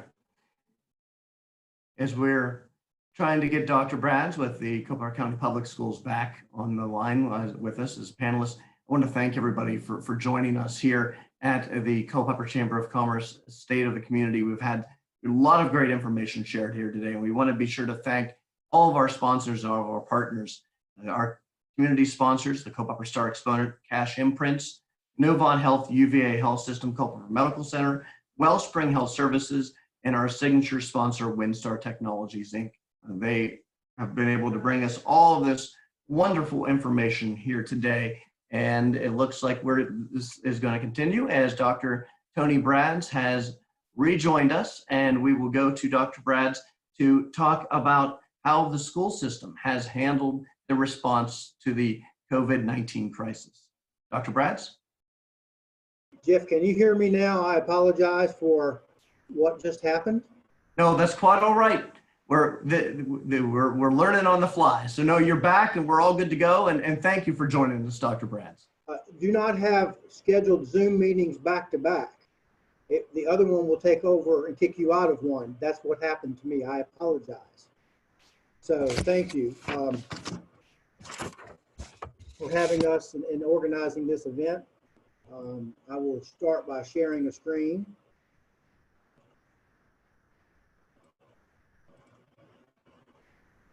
Jeff, are you able to see the screen there? Yes? Excellent. Much like Donna did with the timeline, I would just like to address the school division's response to COVID-19. But a few items before we get started on that. I have a few thank yous I must say. And certainly thank you to our school board for their resilience and their flexibility and what they've done with staying up to date and their meetings and meeting virtually and those kinds of things. It has been very different and very unknown in terms of the things that we've been doing. So thanks to our school board, certainly our teachers. We're blessed to have teachers who are absolutely the world's best at modifying and adjusting. You modify and adjust a lesson plan that's not working.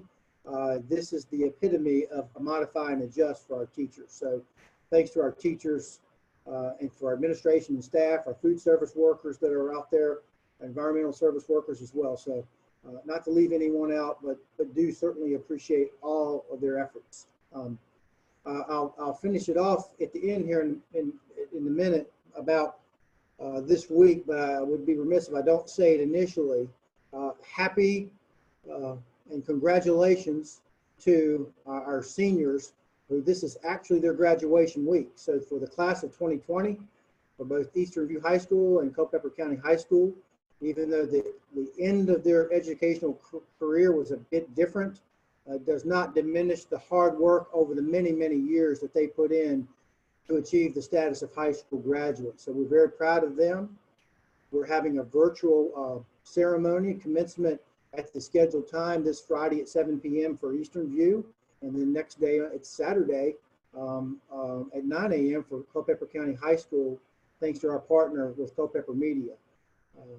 Anticipation of possibly having a face-to-face at some point. We've been waiting, trying to be careful not to overpromise and underdeliver. We've been waiting to see, and then when the governor came out with the phases of opening businesses and social gathering limitations and those kinds of things, it looks much very unlikely that we'll be able to have an event like that. So we're in the planning stages to have a sort of a graduation 2.0 where students will be able to come by and get the diplomas and do those kinds of things. So we're excited to announce that, but we'll put some information out very soon in terms of actually a little bit more personal version for them that we're working on as we speak. But again, following the phases of the governor, looking as if social gatherings will be greatly limited. So just want to run through a few items in terms of the timeline for us. In terms of Zoom bingo that Donna mentioned, no, I'm not going to read all these slides and every single item, but I've highlighted a few that I'll drill down slightly on. But it's very important that we recognize that this community came together supporting one another, including the school system, to get through this and to get where we are now. I'll just kind of skip over and jump right into the week of March the 9th. And that's when the governor first announced the 2-week closure. When he announced that, that Friday, we were already in the planning stages of anticipation of maybe needing something for helping out with critical child care infrastructure. And so we had some preliminary meetings on that, and the state mentioned that. And we've had that conversation going on. So within the first week of closure, literally on the 18th, that Wednesday, we were able to begin and stood up our child care program at Farmington. And I will absolutely say we were the first school division and probably the first community that stood up child care in conjunction with the public school and other partnerships with human services to do this. And just amazing cooperation and collaboration to get that done. We were able to stand that up. And also we started food distribution the following Wednesday, the first week of the closure.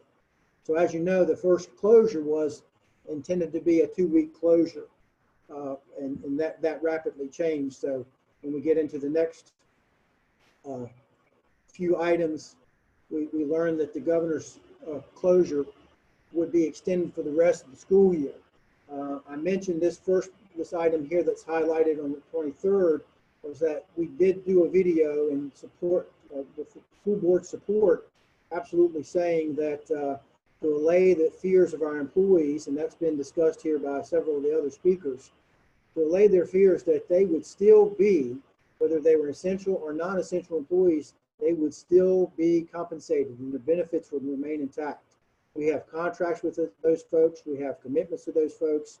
It's important for them, for their families, for their health care, and also to be contributing to the economy, that they continue to be compensated for their role in the school division. So I just want to point that out. We said that early on. Early on, we stood up some outdoor wireless access points at different places. And then the week of March 30th, we're starting to receive guidelines from the Virginia Department of Education about graduation, awarding of credits, and continuity of instruction. And we have a robust frequently asked questions page on our website. But let me pause there for just a second. Part of the video guidelines in terms of graduation, that was not how and when, that was about credits. In other words, the credentialing, industry credentials, industry certifications, graduation credits, what would seniors need? How would we get them through, if need be, and cross that finish line? So those were the guidelines that we were looking to. At the same time, understanding that we have difficulty with respect to supplying our students with the needed instruction in some cases, because we have in excess of 30%, over 30% of our students, our families, our households do not have internet access. And talking about this conversation about being unprepared, it's not so much the school division is unprepared, but we're unprepared in the unknown of doing this in an extended period for our students and families is very impactful. So that hopefully coming out on the other end of this will be from the federal government, state government, local government even, initiatives that will expand broadband to each and every household as if it's a public utility. We feel strongly about that as a school system, because certainly there's an inequity of providing continuation of learning and instruction now and going forward, whatever reopening looks like, because of that gap. We've talked in the Commonwealth about the funding gap across the Commonwealth over the years. Now, what's come home to roost is that not only is there a funding gap, but there's a funding gap and there's an access gap with respect to technology, not only hardware, but certainly the infrastructure related to that. So I didn't mean to get off on that tangent there, but I wanted to touch base that we do have our struggles with technology. But along those lines, Well, we did start our kindergarten and pre-K registration. We launched that process. That went out. And during the spring break week, we did take a break from our continuity of learning, but things still went on, as you can see. We had a first board meeting conducted virtually with the assistance of Culpeper Media with slides and information from them. So we appreciate that. Our food service programs and our child care supervision program that continued during the spring break as well. Of course, the latter part of that week, we submitted a FEMA application for reimbursement for expenses incurred by the school division that are eligible expenses that we sent into a FEMA application. So we'll hopefully receive that can be applied over the remainder of this year and into next year as what we've been told. Again, often some of those pieces of information are shared initially with us, and then the rules tend to change. So we have submitted our application on that. So we're pleased to have done that. April 20th week, again, continuing with the food service and ongoing child care. And if I haven't mentioned it, to date, we've served over 22,000 meals. That sounds like a great number and an impressive number, but frankly, it's not because of not having the students available every day. As you heard the report from Chris, the schools aren't, no schools are serving like they normally serve, but we are pleased that we have staff and students coming by for those meals. So staff working to provide those and students coming by for those meals. That same week, we began working with Culpeper Media regarding the high school graduation plan that I alluded to earlier. We started working with them. Add another wireless access point for key bins. As I mentioned, adding the wireless access point, an item that a lot of people don't realize is that not only do some of our students and families lack consistent internet access, a number of our staff members lack that as well. So it was, we received great thanks from many staff members, meaning teachers, who were able to come to our parking lots, obviously social distancing and those kinds of things, to access internet to be able to communicate with their students. So that's a real eye opener when your staff members are relying upon your wireless internet, so to speak, where they don't have it they have it in limited capacity where they are, or they only have it on, say, a cell phone, and the data is limited there. So that was an eye opener for us as well. During the week of April 27th, as interestingly as it was, we finally received information about the school nutrition program in terms of pandemic EBT cards, and that was in the works. It finally came to fruition. That will be administered by the Department of Social Services, but what that is essentially is that our students who qualify for free and reduced lunch will be receiving EBT cards for them to purchase food items at both grocery stores and restaurants, and that will be sent directly to them, and that communication will come through DSS. Also, our ESL staff has worked with our community and our hospitals with serving as contract tracers for Hispanic families. That week, we submitted our waiver of length of school term. Yes, even with the governor closing schools for the remainder of the year, we did have to apply for a waiver from completing 180 days or 990 hours of instruction. So we had to do that. We received confirmation that the data was received on the EBT cards and that the waiver was approved that week as well. Jumping to the week of May 4th, I'll just reiterate that the CTE construction meetings were happening and occurring, and also that we submitted an entry for Graduate Together. That's something that the VDOE was looking for, some items to put together, sort of a portfolio of interesting ways students coming together.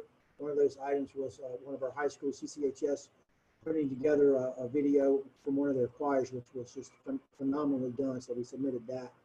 Just like to share that things are going on with our instructors and our students. This week, basically getting into the timeline, We conducted our second virtual board meeting. We had a work session in between there as well. Again, appreciate our school board's attentiveness and flexibility doing that. And as I mentioned earlier, this Friday and Saturday, our graduations are scheduled for both Eastern View High School and Culpeper County High School. Again, it's important to note, and I don't want to sound negative about it, but we are limited in our capacity because of the availability of high-speed internet.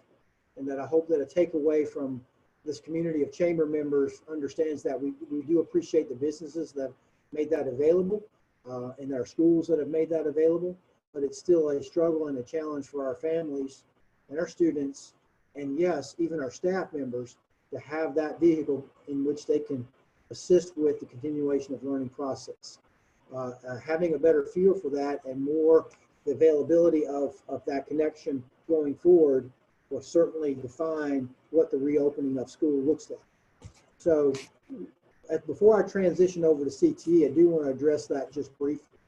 I don't have a bullet on it, but I want to address the fact that for this group as a business organization, the business guidelines and the phasing that the governor is promulgating, which I'm not commenting on that. I just that's out there. But to be clear, that's a business guideline. That's not for schools. Schools are still closed, and our parameters are very much different. And we have a task force working of folks across the Commonwealth, working on some ideas and guidelines in terms of how reopening may occur. We have loosely looked at some different calendar variations if that would occur in a normal face-to-face fashion. But if it's not face-to-face, we still have to work through some details of what that looks like. Things that we will certainly be taking into account upon return to school, whatever that looks like. And I know a lot of people are anxious to know, when is the return to school and what will that look like? And the answer is simply this: we don't know at this point. As many other speakers talked about, they're just unknowns. From law enforcement to technology, they're unknowns. But we do know that whatever the return to school looks like, then we'll certainly have to focus on the health and safety of our students and our staff. We'll have to look at our facilities in terms of maintaining them and think about a classroom and spacing in the classroom. Do you remove desks for social distancing? How does social distancing work in a classroom? Transportation. Think about our challenges coming down the line with transportation. How do you take a 72-passenger bus that's normally full and social distance on that bus? Obviously, you can't have as many students on the bus. So there are challenges with respect to that. Obviously, I've already mentioned challenges with respect to technology. Some of this could be handled with a dissemination of hotspots we're deploying some of those. But as you know, and the technology savvy out there, which I'm not the most, that does require some cell service and bandwidth to have that in places that we struggle. As our technology folks advise me, hotspots aren't functional if you do not have at least 4G in some places. That means something to them. I don't know that that means a lot to me, but I understand what that means going forward is that we need to greatly improve that accessibility for our students and our families, and again, and for our staff members as well. And last but not least, I continue to praise our teachers and what they've done and what they continue to do. But if this continues in a hybrid format, our teachers will need some additional professional development in terms of how they operate in this combination of face-to-face and virtual world going forward. Some are excellent at it. Some are in need of some assistance at it. And we hope to be able to do that going forward. So I just wanted to point that out, that yes, return to school is on our radar screen, but at this point, we don't know what it looks like. So with that, I'll transition over and hopefully, Jeff, in with some really fabulous news. We've updated the chamber. I'll attempt to share. Let's see here. Go back to share.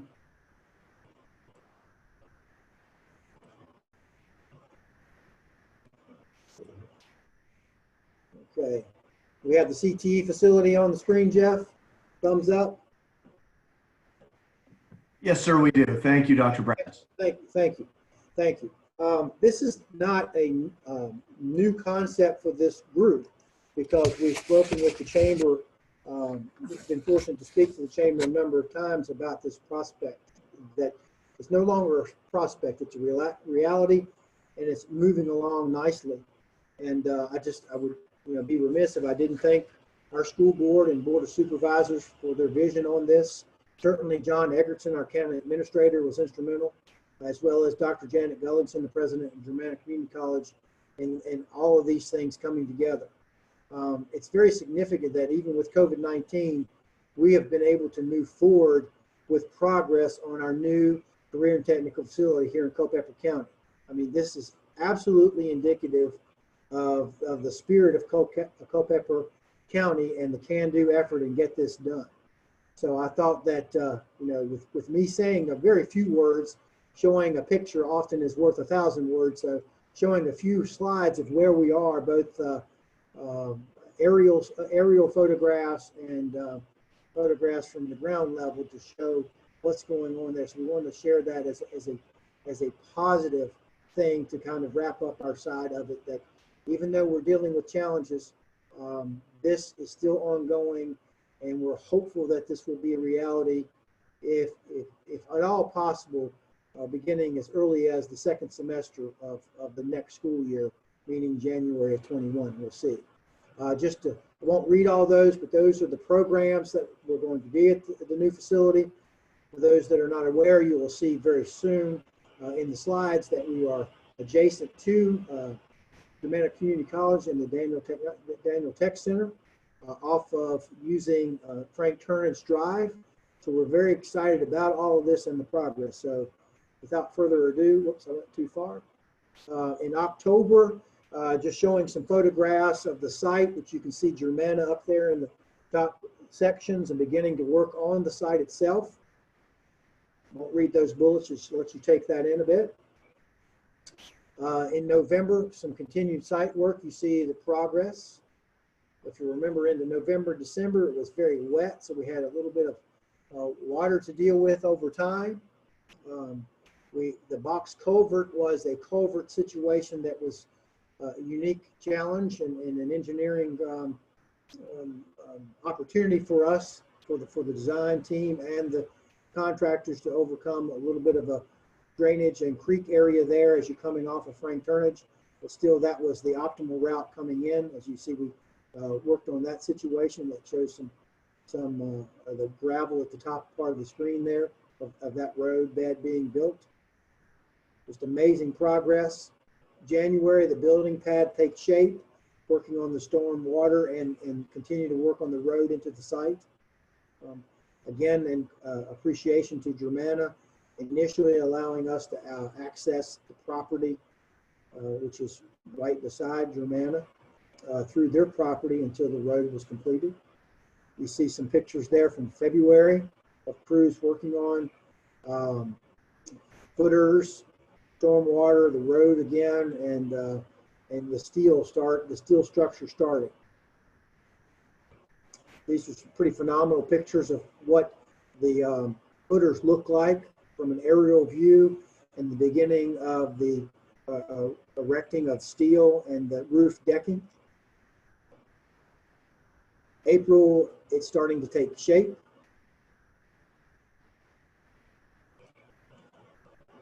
And here we are in May with roof surface nearly completely on, and then the other material, the roofing, will go on after that once the roof is dried in.